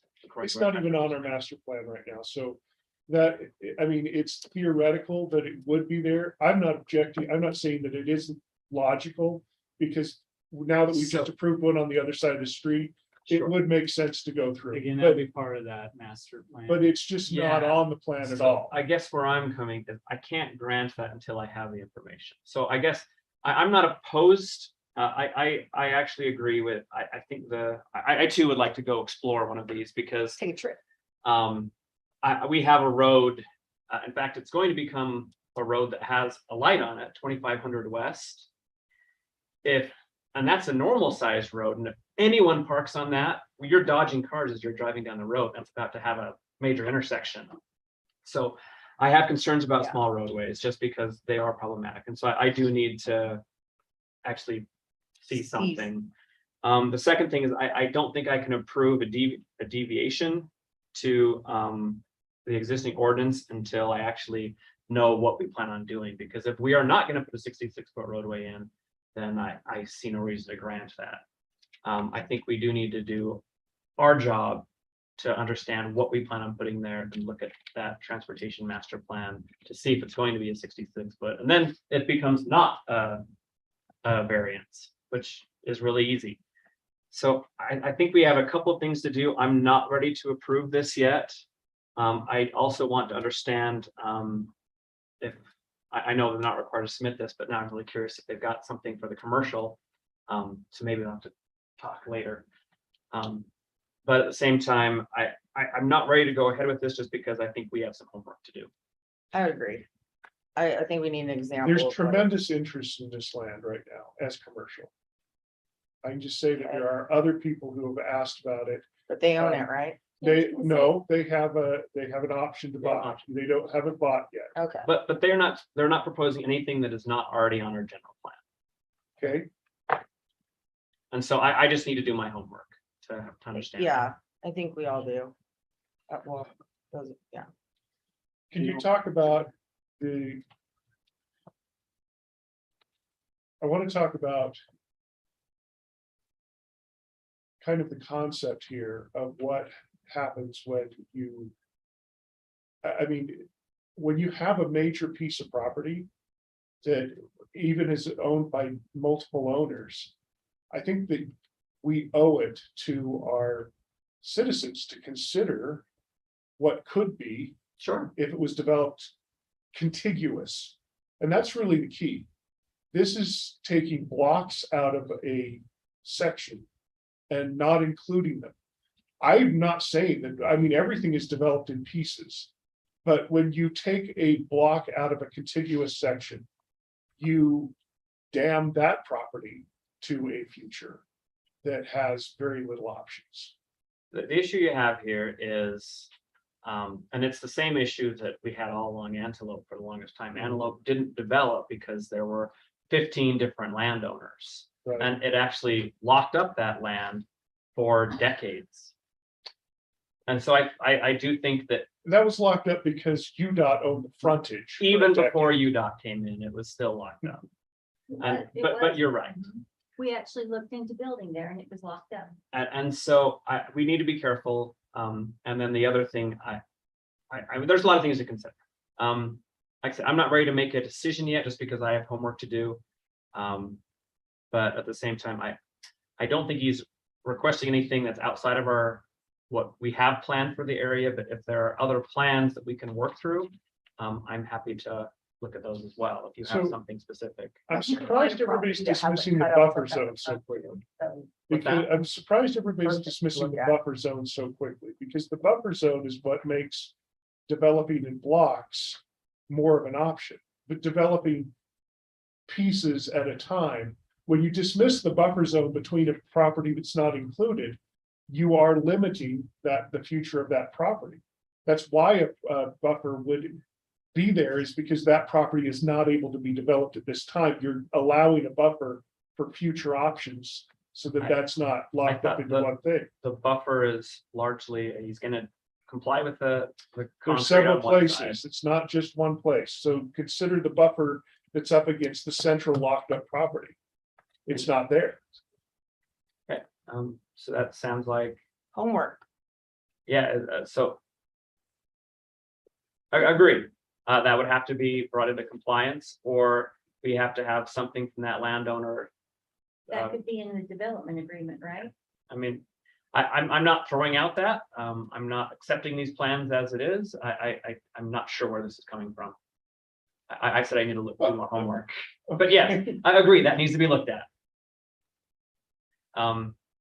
I would expect this to be compliant with buffer zones. I mean, you look If at they want a building vinyl 13 there, fence, you've got a doorway up against a concrete wall, 5 feet in front of his doorway. That's a really difficult thing to have. where are you talking about? Look at building 13. You'll have a concrete wall around the Glick property. Well, this one he's proposing just a vinyl. Yeah, it's a vinyl. Yeah, but you can't, but you it's same- gotta talk same over concept. clicks. Says Yeah, It's fine what they're But the proposing, code- but the yeah. code says code it's gotta says be. concrete.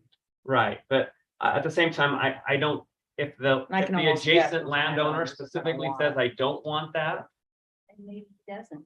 Maybe it then, I then would. I think that there's some options there. I don't think that we should they build say a cement wall for the sake of building a cement wall. Well, it's in our code. So We just- unless the we just got with landowner, those- the clicks Those agree to fences otherwise, Recently, I mean, It's nuanced. from my experience, everybody, the bigger the meteor wall, the better, from my experience. yeah. Recent. And we can look at those, if these, I'm still not convinced I'm gonna be able to accept these private roadways, so. If I can't accept the private roadways, it kind of puts a whole kink in the whole thing for me. And so there might be some different layouts, and again, if we're not gonna go put a up and 66 drive foot around roadway, Emerald Hills in South Ogden. It's right off of the old highway. If you drive up there, let's take a field trip, yeah. like I said, I, Yeah, let's do it. I I'd meant- like to see something Moving on. more current, which. you Yeah. probably Have something more current, you just. I'll drive the 2 of And them. if it happens to have a cutout like that, that we can take it, that'd be perfect. I'd be happy to Anyway. send you guys an email with some properties. That'd be You great. can do a Perfect. Google Earth tour or a No, no. real tour We're gonna go visit. anytime. I'm not ready to deny or approve, so. So it sounds like the option is to table this for further information. Road trip. Yeah, and For I, how long? because I'm okay with 1 month. Till the next work session? I don't Sure. have anything to do tomorrow. I've got a road trip tomorrow. If you can Is that- snap with those. Is that okay with you? Well, I- okay. I'm so- willing to accept to I, ask for the I difference think as that well. we could have looked at it sooner than that. I mean, we often do work sessions the same as our business. And I don't know what their timeline is, but. I'd be all right with the but next I- work I session. think that every time that we bump something down, it's a timeline for their finances as well. So I think I would rather have us do the homework and see where we stand, so they know whether they can go forward or not. So I would like it to be in the next couple of weeks. Is that something that we So, can do? so you would At the want it on the meeting? next agenda for approval? No, for us to give them an idea, a work session again to discuss it. So it doesn't have to be approved, but I don't think we should make them wait an entire month till we discuss it again. Well, if we discussed it at the next work session, we wouldn't be approving it till the following business meeting anyway, so that's still a month. We do Yeah, work that's- sessions all the time. I'm saying that we could do a work session He's after. not the contesting business that. You session. could Yeah, do that. I agree. And then. We're gonna have a but then business they meeting at our vote next on the work next session. meeting. Yeah. Give them an idea Okay. of if we're going in their direction or not. Because they have things they have to Okay. make decisions on. So I would like, can we request that that be the case? Well, this is, okay, so this is definitely not ready for a vote. So everybody agrees that that's not ready for a vote today. I think there's more information. Okay, Well, we don't so, vote today anyway. It's a work session. right. But, so it would be a work session item, whether it's our next meeting or the meeting after. I'm requesting that we have a work session after or before or whenever, after the next business meeting. So that they have an idea of the direction that we're going in, whether we take a vote or not. It gives them the information rather than wait another month for us to discuss it again, which bumps them another 2 weeks till a vote can be taken. I think it's the least we can do because this has been in the works for a long time. We know that we're. This is our we wanna first do read. some- As Pardon? this is our first read as council, so Well, yeah, but it's not, they've been waiting on us trying to make adjustments for our regulations and trying to discuss this. So it's not like this That's is not brand new. accurate. Accurate? that's not accurate according. This is the first time we've dealt with this application. I The don't know first what, time we've dealt with it. I'm not saying that they brought it to us before. I'm saying that they've been working to be in compliance for a long time. And if we're going to say, we're gonna bump you down the road indefinitely. This is the first time we're How do you reviewing know it. that? Yeah, I I'm don't saying, think, once again, let me reiterate. Every 2 weeks to a developer or to someone with a project like Zupa's that was just in here and they're saying. We had to make a decision and go forward and get our business license. Even if it meant paying an extra $30,000. Now we're trying to kind of fix it because every minute counts in the construction. Yeah, you're And saying in the September finances. 13th is what you'd like. So I'm saying that I would like I there to think we're be okay with that. a work session All after right. the business session, Okay. session in 2 weeks, rather than bump them I another. don't think anybody said You're no. all. you- We all agree with you. But then we wouldn't be able to. I feel vote like we're in regardless. violent agreement. Well, we can't vote on We're in it. aggressive agreement. Okay. Let's put it I'm on. there. moving this on. This is not gonna Yeah, end tonight, so we're done. Okay. time for a road trip. Let's go discussion regarding firefighter 1 part-time position. Aaron, this is a really excited Absolutely. group, so It is Aaron. Well. Let's see, how do I follow that? That's not mine? No, no, warmed them up. no, you need to take that off. Okay, Yeah, great. so. Item I think I've put most of the information in the factual summation. We're down 7 positions. We've had it open for several months. Out of, we've had 3 qualified applicants, and we've hired 2 of the 3. And we're still down 7 positions, so we're trying to be creative and figure out ways to recruit without asking for more money and trying to figure out more compensation. So this is one of the things that we looked at that could possibly work, and it would be a budget neutral move or a change. And what it is adding a firefighter 1 position to our existing wage scale, and moving the pay range 5% lower than the firefighter 2 and hiring EMTs. The state law allows us to do that, to have 1 EMT and 1 advanced EMT on our ambulance and still maintain our licensure. That's what Gold Cross does, right? Yeah, and while it's a temporary move for us, it becomes a scheduling nightmare for us if it was a permanent move. I think it would be a good temporary move and hopefully open up the applicant pool and bring in some part-time EMTs that we could invest in and hopefully move to the advanced level of EMT and hopefully they'll stick around. But it's really hard. The job market's changed. I mean, the unemployment rate in Utah is Weren't we really fully well. staffed in April? Not with part-time. We've been down part-time for Okay, it's the part-time. this is just strictly part-time. We are down 1 full-time position that we've had open for about a month and a half and haven't had any applicants for a full-time And you paramedic. feel position. like it's pay or availability? I think that there we got one. is, I think one of the things is pay for the full-time. I think it's pay, and I think it's a challenge that we always have because every July, when we change, everybody else changes, so we're always playing catch up, and so I know that's an issue that's Yeah, that's really tough. that's an But that's issue that's separate. so hard to figure out, but what I'm trying to figure out right now is just the part-time positions. We're gonna work on solutions to fill the full-time spot. Well, I have some other options out there that we can work on, but right now this is just strictly for the part-time. And hopefully it's just a temporary solution that we can do until either the job market changes or as we continue to grow, we move away from the part-time. Because people just don't want to, Yeah, many people don't want to work part-time jobs anymore. And as I was just calculating today over the last 3 years, based upon where we're at in 2022, if we finish out the year, we're sitting at about over a 3-year average of about a 37% turnover rate for part-time. And way too high. when they come in and they meet in their exit interviews for the part-time, the majority of them are saying, I just want to be with my family. They're not leaving for other part-time jobs. So it's hard. And that transition that we've been working on since I've been here for the last several years is to move the part-time ranks down and add to the full-time scale. Or if they were only part-timers, they got a full-time job. Right. And then they quit this. Yeah, that's the other. So this is just one of the challenges we're facing right now.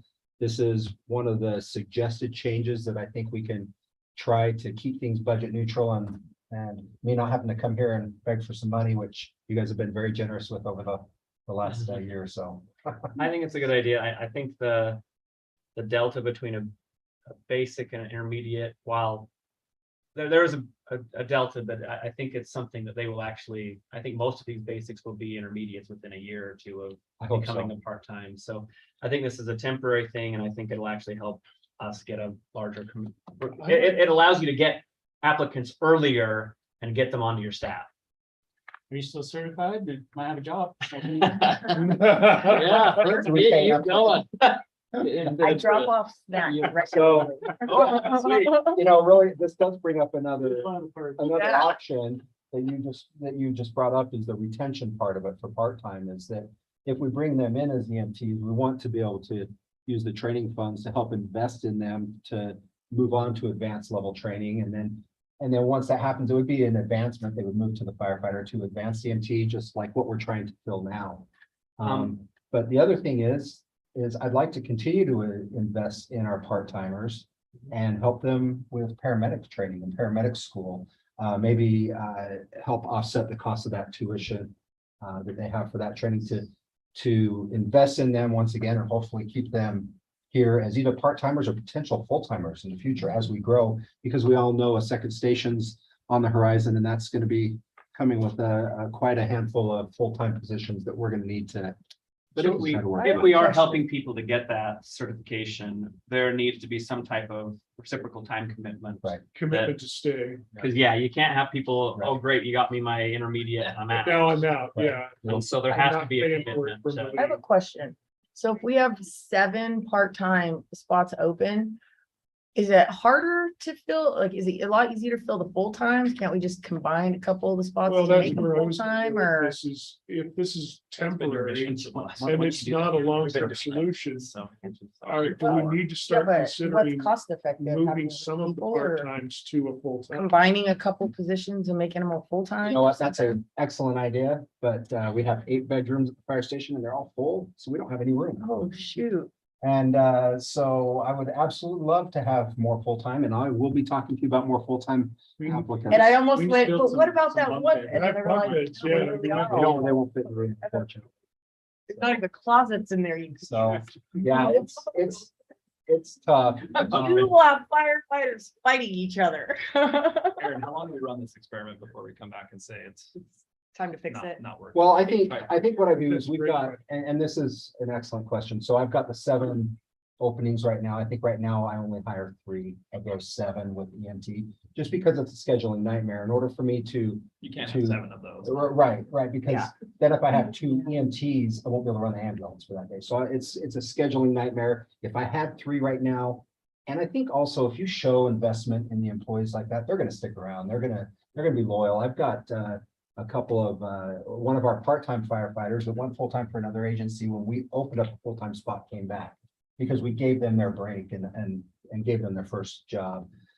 We also have one part-time person now that we've hired over the last few months that I think he would apply for a full-time job if he was available. And I think the loyalty's there if you invest in them. And I agree with you. We need to have some type of a commitment on that, even for the paramedic school. And I did in this last budget year, if you remember, we did a lot for $10,000 in the training budget to help cover the costs for paramedic school for our full-time. I'd like to try to figure out a way to work with Brody to maybe extend that to our part-time as well. And help with the Yeah, time commitment. to do I that. think the fact that it's specifically budgeted to their department. Allows it to be. Yeah, we could probably, if council's okay with that, we can probably make that flexible. How often is the fire investigations trailer going out? Right now, it's going out probably once, to twice a month. Because I was gonna say, I know that there's some couches in there. Yeah, no. Now we're thinking outside of the. Yeah, the last fire we had it on was the fire at. I was. in Lake. Yeah. Any Airbnb. Next thing you're gonna just suggest, that we do like the school district does, and we pull up It's sleeping pods. Yeah. Those Yeah. trailers, Well, yeah, You know what, I don't think just so. re- like Don't be little worried. I'll be Boston style talking tiny to you guys later. firehouses. I'll be talking to you in the next little bit about another. Okay, so- So don't worry about it. But yeah, I do want to make sure that if we're doing that, we Yeah. are gonna be helping them get their immediate. We do need to make sure we have. Absolutely. We'll invest in it. Aaron, I Let hear them know we general- love them. I want to keep I them. hear general support, so I think we Yep. can move forward, but Yep. one Roger. thing that I'm concerned about though is maybe we need to look at more long-term solutions. Yeah, I mean, you said it, I just want to let you know that I'm open to having you bring more here and see if we can help you solve this long-term. Perfect. Thank you. Thank Okay, you. I'll move forward with it. And what you'll, on the business meeting, you'll see it come across as a wage scale change that Steve will bring, Okay, just showing the addition of that. So. that I wish position. I would have had a paramedic training me when I was a in basic. EMT. Yeah, You did. I know. I'm saying it was great to have a paramedic because these guys will be, you'll have some Yeah. pretty top notch basics coming in that have the best trainers. Thank you. Thank you. Thanks. okay. Discussion of ways and means, review of rules and procedures. Brody, you want to kick this one off? Sure. It's a So, request brought by Seth. right, in the packet, I just kind of outlined, so I put a copy of the council's bylaws. Or, how you've agreed to operate. Those are things that can change by vote of council. I just highlighted kind of the pertinent issues from the question brought by Council Member Teague. As far as maintaining order, the mayor, that's his role. There is something specific, and I didn't realize that till I did some research here, that it does say that the council may accept public input for each item in an extended work session agenda. As each item warrants. Now, as far as how this works, though, the council can accept input. The mayor, however, does have authority to regulate time and content of what is being said from the public, whether that's an applicant or, general input from the public. When I say regulate content, I mean, he can regulate that they stick to a specific, he can narrow the item that they can actually speak on. So that, and for the purpose of maintaining order and moving the meeting along, which is the mayor's role under the rules. And then just generally, the council, this is the council's meeting, it's a city council meeting, right? So the council can suspend rules by a vote. You can make a motion and vote to suspend your rules and then operate in a totally different fashion. It's sort of, That seems like, again, with great power comes great responsibility. Things can go sideways that way. That's why you have rules in the first place. That's why you've decided to make rules. So going outside of them can turn it into a little bit of a wild west, but you do have that. And then, yeah, the last point I just want to reiterate, any meeting is based on everybody's understanding of what is best for the city's business and how it should be conducted. And that's, we encourage all the elected officials to try to find that consensus on what's the best way to run a meeting. Can I jump in? Okay, so I think the most important thing in all of this is what you said in the last sentence of this additional considerations. It says, therefore, a spirit of cooperation amongst all members must prevail in order to maintain proper functioning. I think that's what we're all here to do.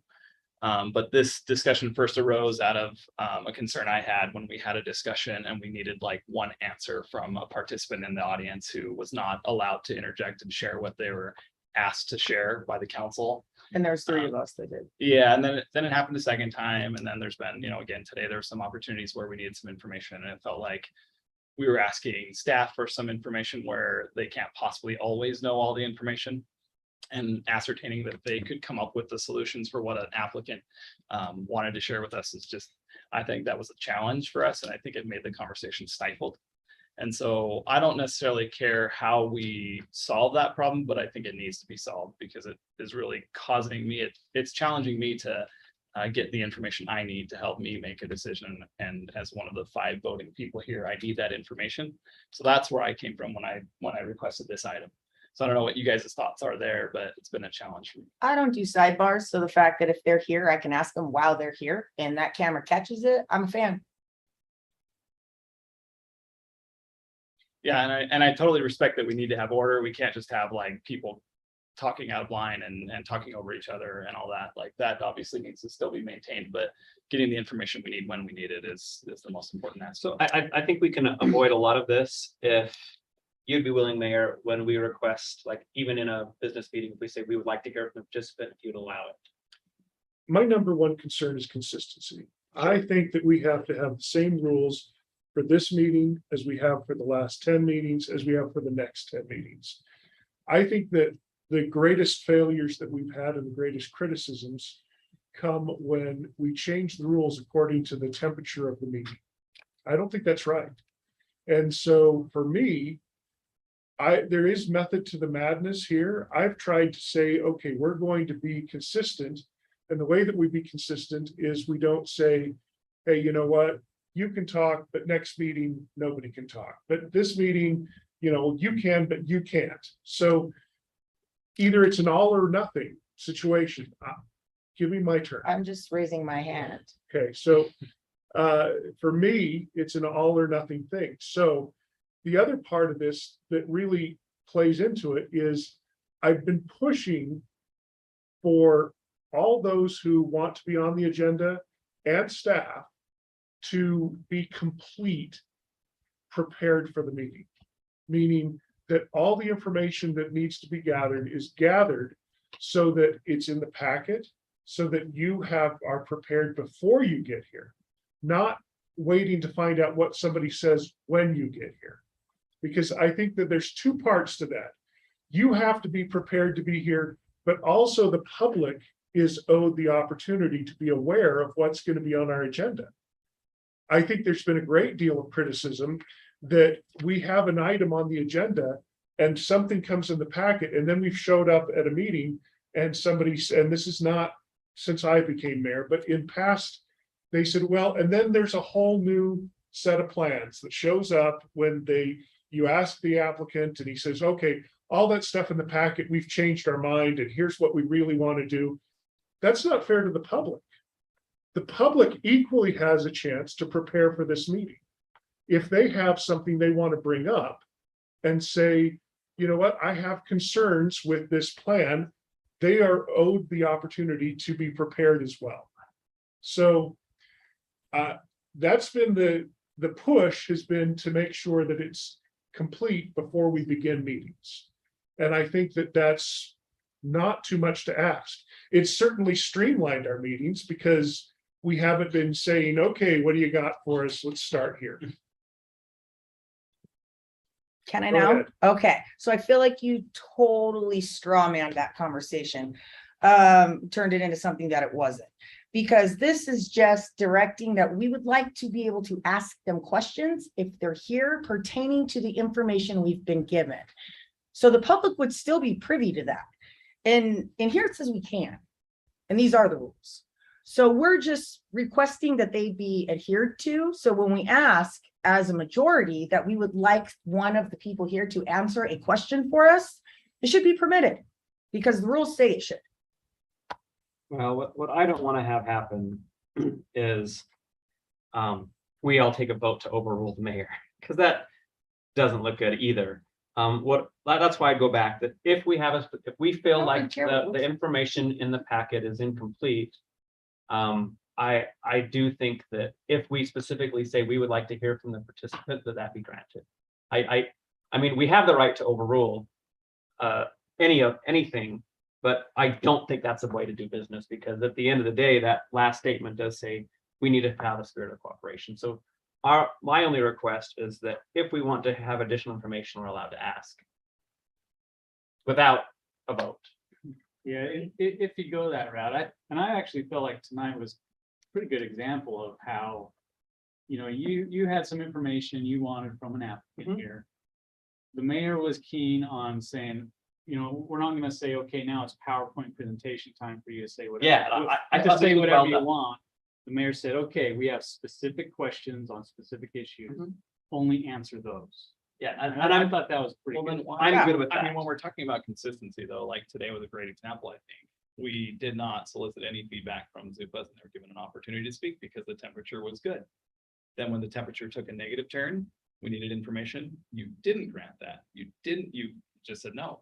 this guy's got. Well, admittedly, I turned around and asked Cafe. I know, but didn't it ask was the not commission. stopped. It was not intervened. So why was the temperature different or consistent, Mhm. inconsistent there? I mean, that's a perfect example of what you just said.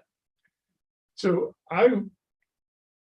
when you asked Cafe Zupas, I was a little nervous because it's inconsistent with what we've done. Mhm. However, what he started to share was stuff that was not in the packet and was not something that we'd had. So I just let it go because we're also going to deal with this as, what are we going to do going forward? So, I'm open to the consideration, but what I'm not open to is the bait and switch that we've dealt with in the past.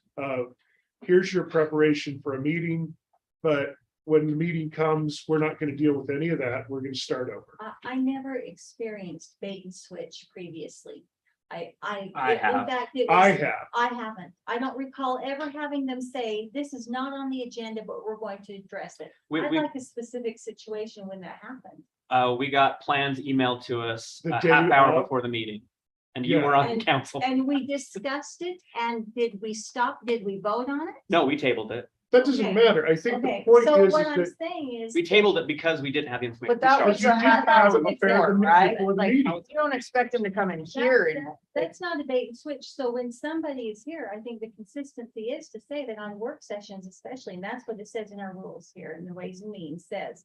Work session is a discussion Mhm. and it Yeah. should be consistent that we can say, I'd like to hear from the applicant concerning these questions that we have regarding it. I do think that his request is reasonable, that we be concise in our questions and not just say, I'm what's your opinion? Yeah, I'm okay with that. Yeah. because It should be answered. If we've got specific questions pertaining When to you the ask an issue. opinion to Noah, like, why did they feel that they needed to make these exceptions? Noah, answer why they had an exception. That is an opinion question, yeah. And we Well, have the because it was applicant already here. presented that way How did at Cafe planning get here? commission.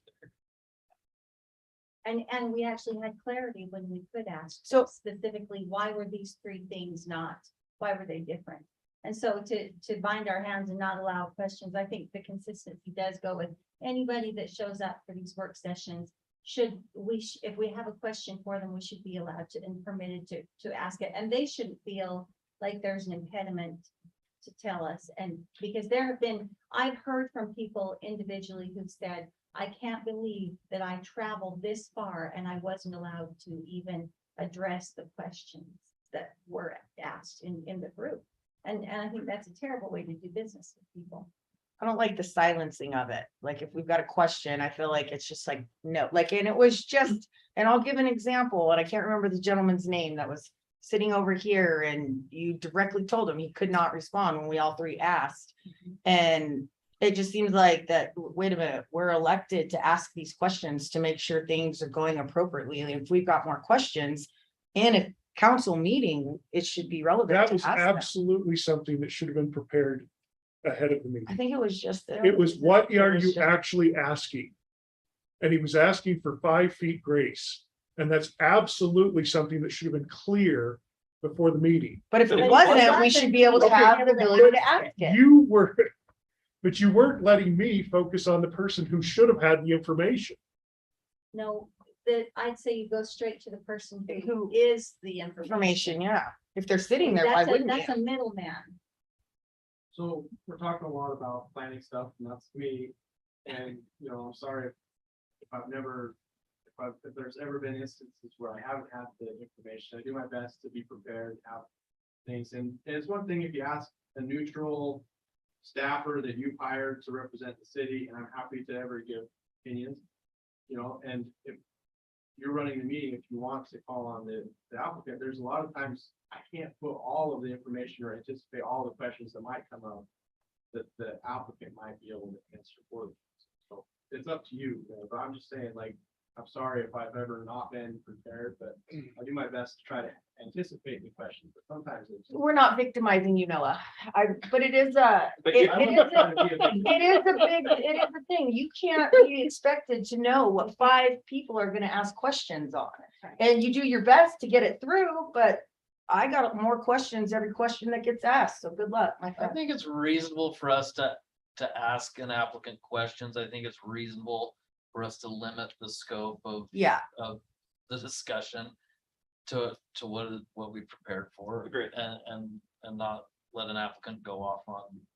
So I think the bottom line is, I think that's what we're asking. I think we need to be better disciplined. And we would appreciate it, but we don't really need your permission.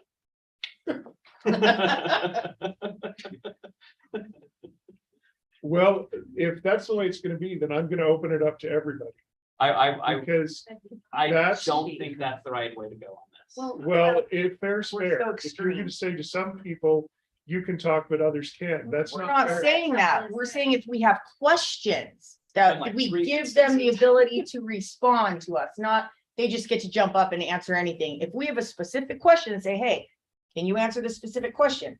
They should be able to answer that specific question. So we're not allowing them to just get up and grandstand and give a speech, but That's our rather job. ask Well, specific. some are saying that's okay. No, we're No, not. we're not. None of us said said that. You just did. I No, we think, I didn't. didn't say anything. He said we're not, and you said, yeah, we are. No, I said that's our job. He said there's nobody, we're not asking him to get up and grandstand. I said, of course not, because that's our job. You missed the joke. It's that's our fine, keep job. going. I never Yeah. said that we should, and there is no carte blanche here. There still needs to be order. I If we think, have a question specific to what our decision making is, then it should be addressed. Okay, so here's some proposal. I will allow the questions in work meeting that are specific to that stick to the subject.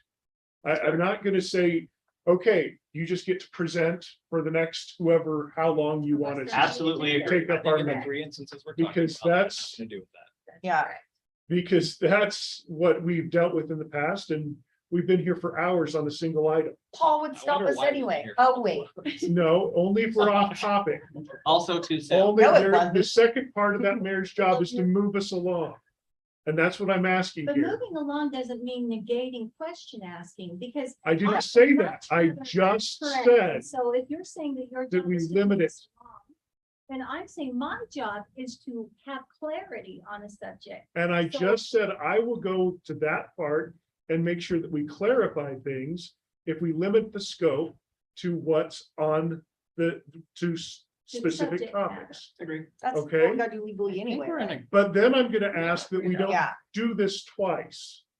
Meaning, if we do this in work sessions, we don't do this in business. business Which meetings. it already is, says that in our ways and means that it's. Okay, but again, this is where, Or, sorry. in Work sessions. I agree with that. However, not everything we have in a business meeting was previously seen in a work session. okay. So Yeah, then and I- that makes sense. So if it's been seen in a previous work session, that we don't go and rehash it again in our business meeting. And that's been part of, that's a long-standing issue that we've had. Where people felt like we had to state things every time we bring it up. I think that's reasonable. If I have a new question in a business meeting, I still might request additional clarification, either from Noah. Why can't we get Someone. that solved before the meeting? Because I don't think of everything every time. Sometimes, And we owe it to the I'm just- public to have that question In, answered. in public, sometimes I'll be sitting there like, I didn't think of that. That we want to. What about this? which is why I don't like talking to him on the phone. So I just want to make sure that we, as a decision-making body, have the access to the information we feel would help us to make a good decision. I don't think that's too much to ask. If we have a specific question on a specific topic, and it's not just tell me what you think. If we have, hey, what about this specific item? So we need to be disciplined in our questions. I would like permission to, well, I'll say, I would like permission to just be able to say, hey, can I ask a specific question? And I'm okay if I ask you first. Mayor, can I get some additional information? What from I would them? appreciate about that is that we limit it so that there isn't a free-for-all. Sure. Because I one of think the things that I've also tried reasonable. to stop is the free-for-all of anybody just shouting out in meetings, because what that does, when you allow that, is the first person that shouts out gets their point in, but then the rest don't. And it that's becomes not, chaos. Yeah, I think that was kind of like how the council was ran before when. yes, put it people was in line. before, but it's not been recent, but it's something that I don't want to put back into meetings. So yeah, I think there's room for improvement on all parts. We can be more succinct, but yeah, we would like a little more flexibility in asking questions if we think we can make a better decision if we have that answer. But I'm gonna ask that you make sure that we know what we're limiting the question to. It's not just, tell me anything you'd like about this. Sure. That's kind of a little bit too wide open. I think we're Absolutely all on the agree. same I don't think page. that's ever been asked. I think we are all in violent agreement. Aggressive I think- agreement. I think if we avoid stuff like, we want to hear from the applicant, or Agree. that opens it up to meaning like, just give us your. Just give us thoughts. your sales pitch. which But has if been a- we would like to ask the applicant This some specific questions. question. It's been a common complaint that we get a sales pitch from staff and then we get a sales pitch from the applicant. And then we let the applicant just keep twisting it until he thinks he's got approval. And I think that that's out of line. It's very gender biased. Oh, I'm sorry. Okay.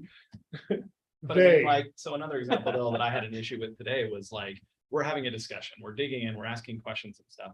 And then you constantly keep coming in and overruling or trying to overturn our opinions or change our minds on things. You kept coming back in, but have you thought about this? My grandpa's road's too narrow, this and that, 73 since he lived there, like it just kept coming back. I think that's a different topic. I know, but it's just like, I it's just like stifling everything. Exhausting. Yeah, very much so. Like, why isn't this moved along quicker? well, if we could get more, I mean, you've got to live by those same rules because I think I'm pretty. No, consistent. every time I get- Right? Yeah, We actually are supposed to discuss But- it. I'll actually push back We're on talking- that, if I may, go ahead. only because he's also an elected representative and his opinion is just as valid as ours. Sure. And so I actually would appreciate a sixth opinion, but at the same time, we do get the final vote. But I know, I'm okay but- hearing more. Yeah. Yeah, From I mean, I elected think we hear a lot of representatives. times, like, I've heard that already, I've heard that already. I could say just the same to you, I've heard that already, Dave, thank you. Enough. Right, because it keeps circling back to the same content over and over again, trying to change opinions. So I think that it all comes down to, there has to be, that there are a lot of conversations that have to happen, and every single one of these decisions has to be vetted. And so if we feel like if we're aiming in a certain direction and then there's pushback from one, then why are we saying that one person is allowed to give the opposing view, but the others aren't allowed to have that same? There's a constant Consideration. balance of trying to understand how we can respect each other of talking at the same time, because that goes on without me. I mean, I can't tell you how many times I sit here and get the nod from either the recorder or somebody else, that's because there's little 2-on-2 conversations going on.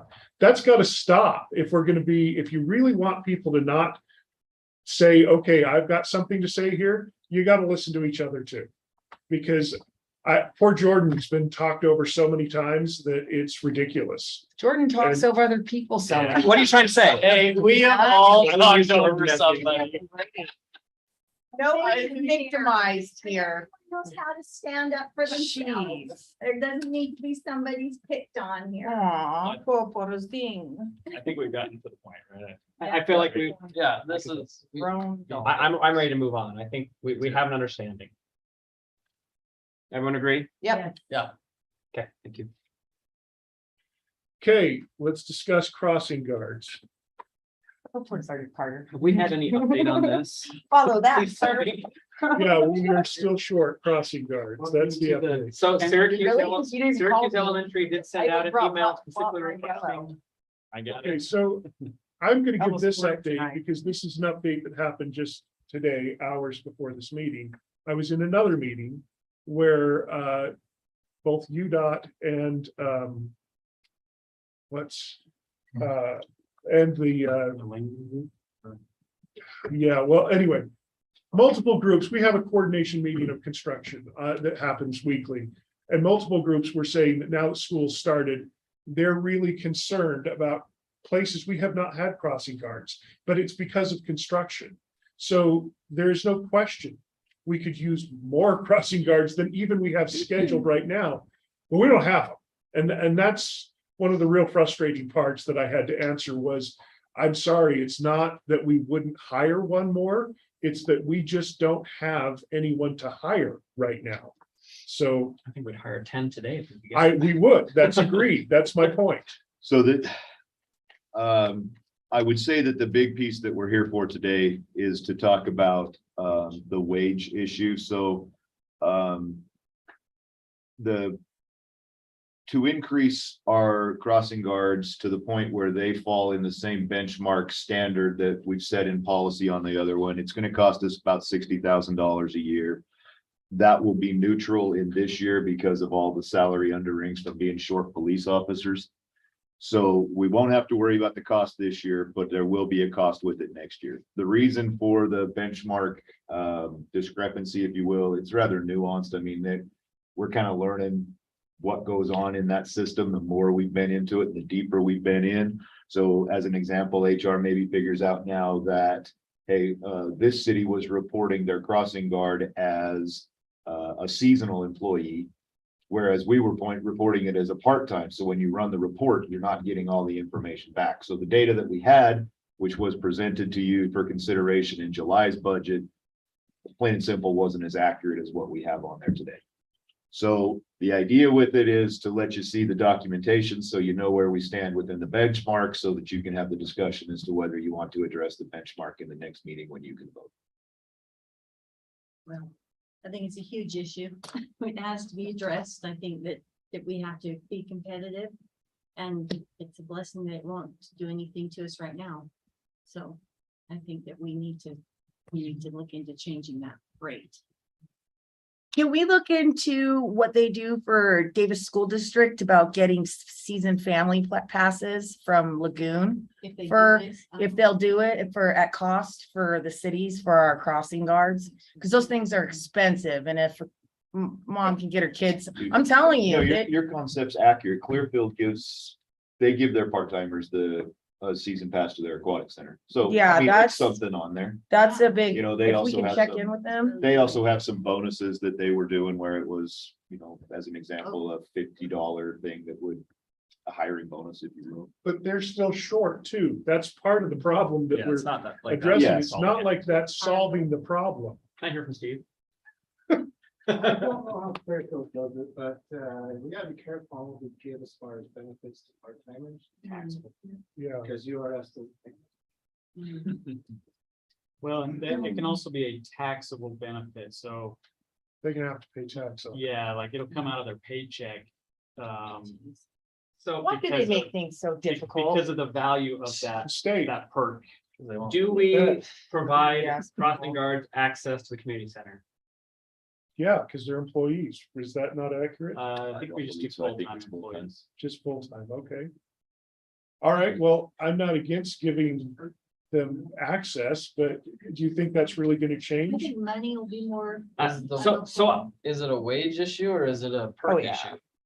Or is it you know both? what, a lot of these kids, if they found out they could just go to the rec center and shoot some, I mean, I think that's a benefit that I will say that not many of them will use, but on the list, it looks good. I think one of the things that we have to consider is any perk or any bonus that you want to throw in there.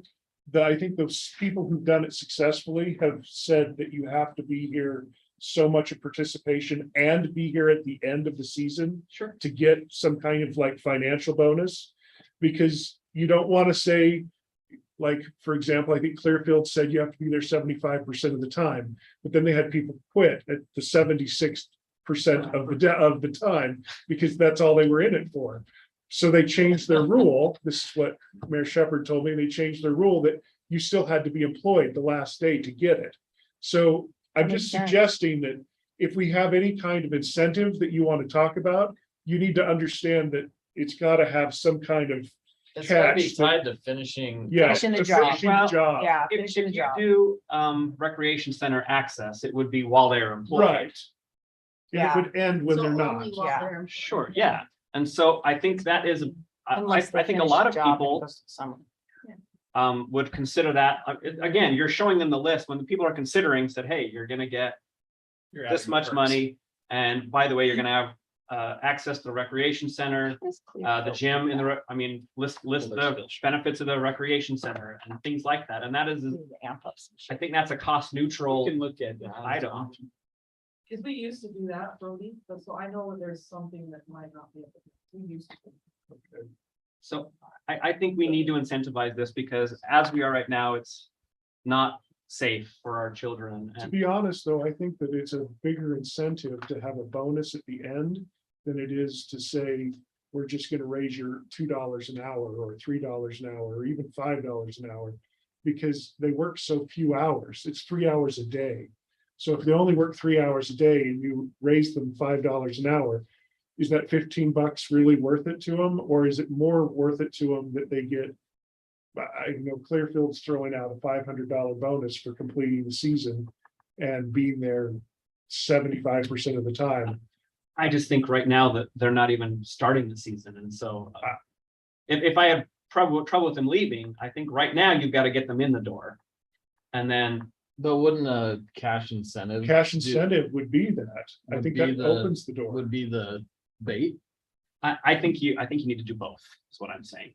Yeah, that's a psychological game here. Some like it at the end, some in the beginning, so. And so Advertise if it, you right. want to do a partial adjustment up to at least get people to look at it and then say, oh, by the way, there's an additional. Do you have a suggested amount?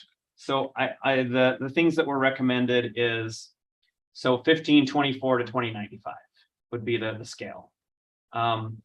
So if we wanted to say, look, we're gonna bring you in at $16 with, and again, what's the average wage for these guys for a season? How many hours? Yeah. 3 hours a day, 5 days a week. 3 times, how many days of school? 200 or 189 or 98, I think is the days. Or 3 times 198. So simplify the math, they're gonna make, I don't want to. Times That's 594 hours times how much? 16. $9,504. It's a heck of a lot, actually, for 3 hours a day.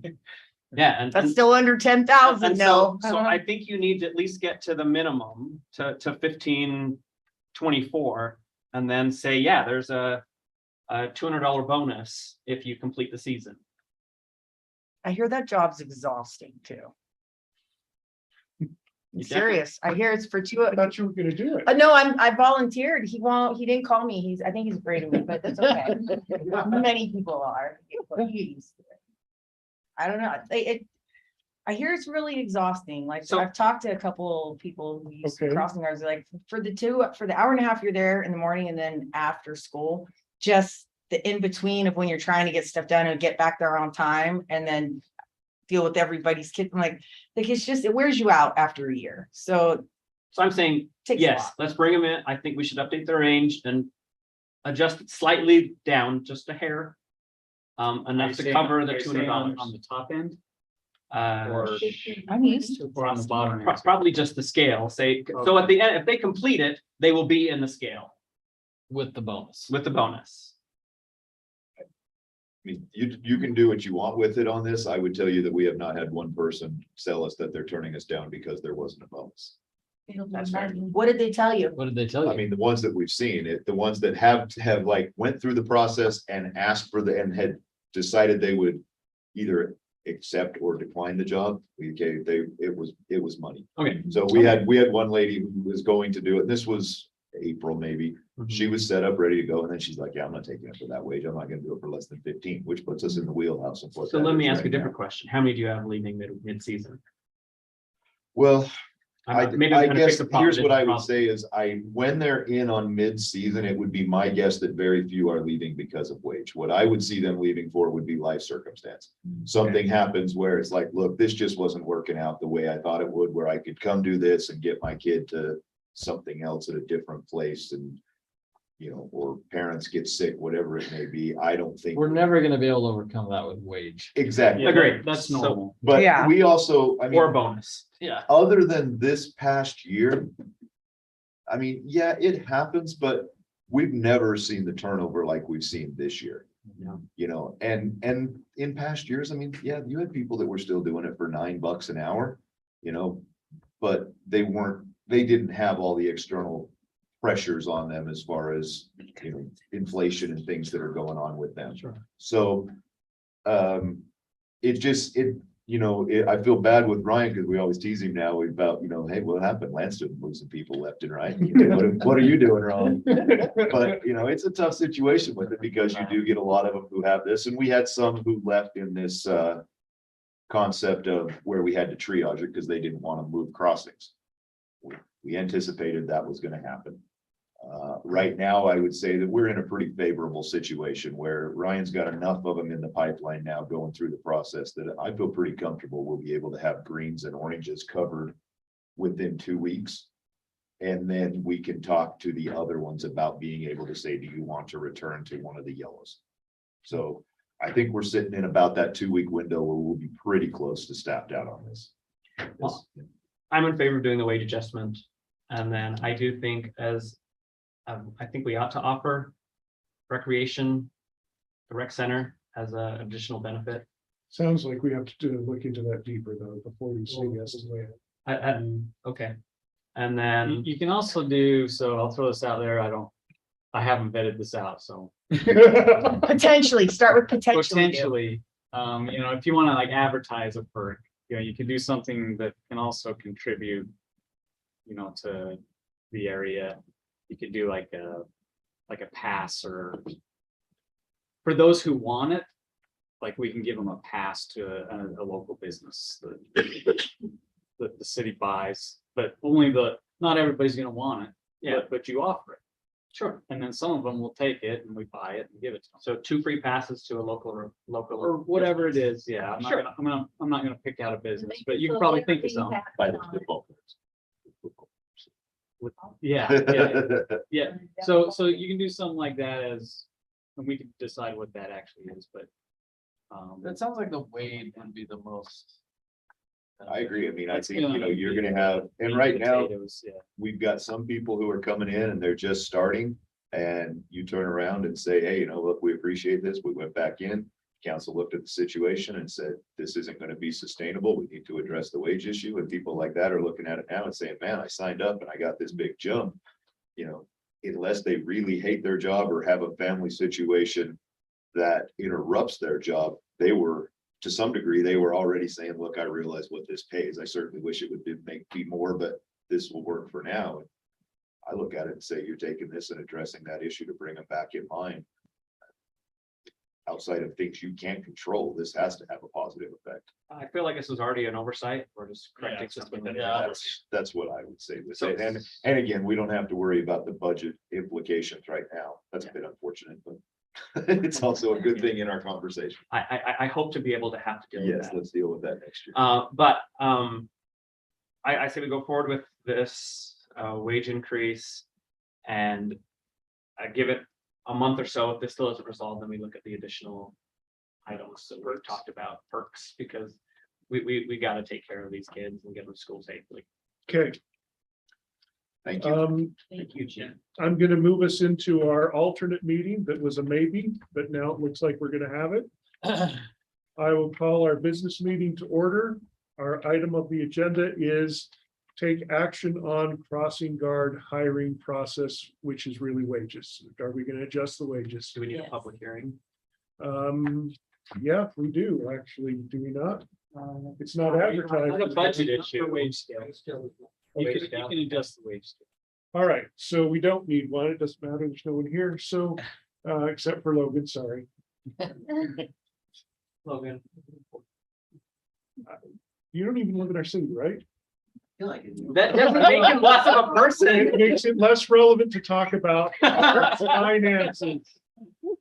There's someone else here. Oh, Shane's here. He's also employee. Oh. All right, so I'll take a motion if somebody wants to make one on wages. I think we have to accept the agenda first, don't we? No, Oh, okay. I called the order. Doesn't say we have to. I move we approve the proposed wage scale of 1524 to 2095 for the part-time crossing guard position. I second. Moved and seconded. All in favor? Aye. Any opposed? Voting unanimous. I will adjourn us from this meeting. Go back to our other meeting, which we will adjourn. What happened to the museum? Weren't we supposed to talk about that? Oh, yes, thank you. Not on this meeting. Where? Oh, because of the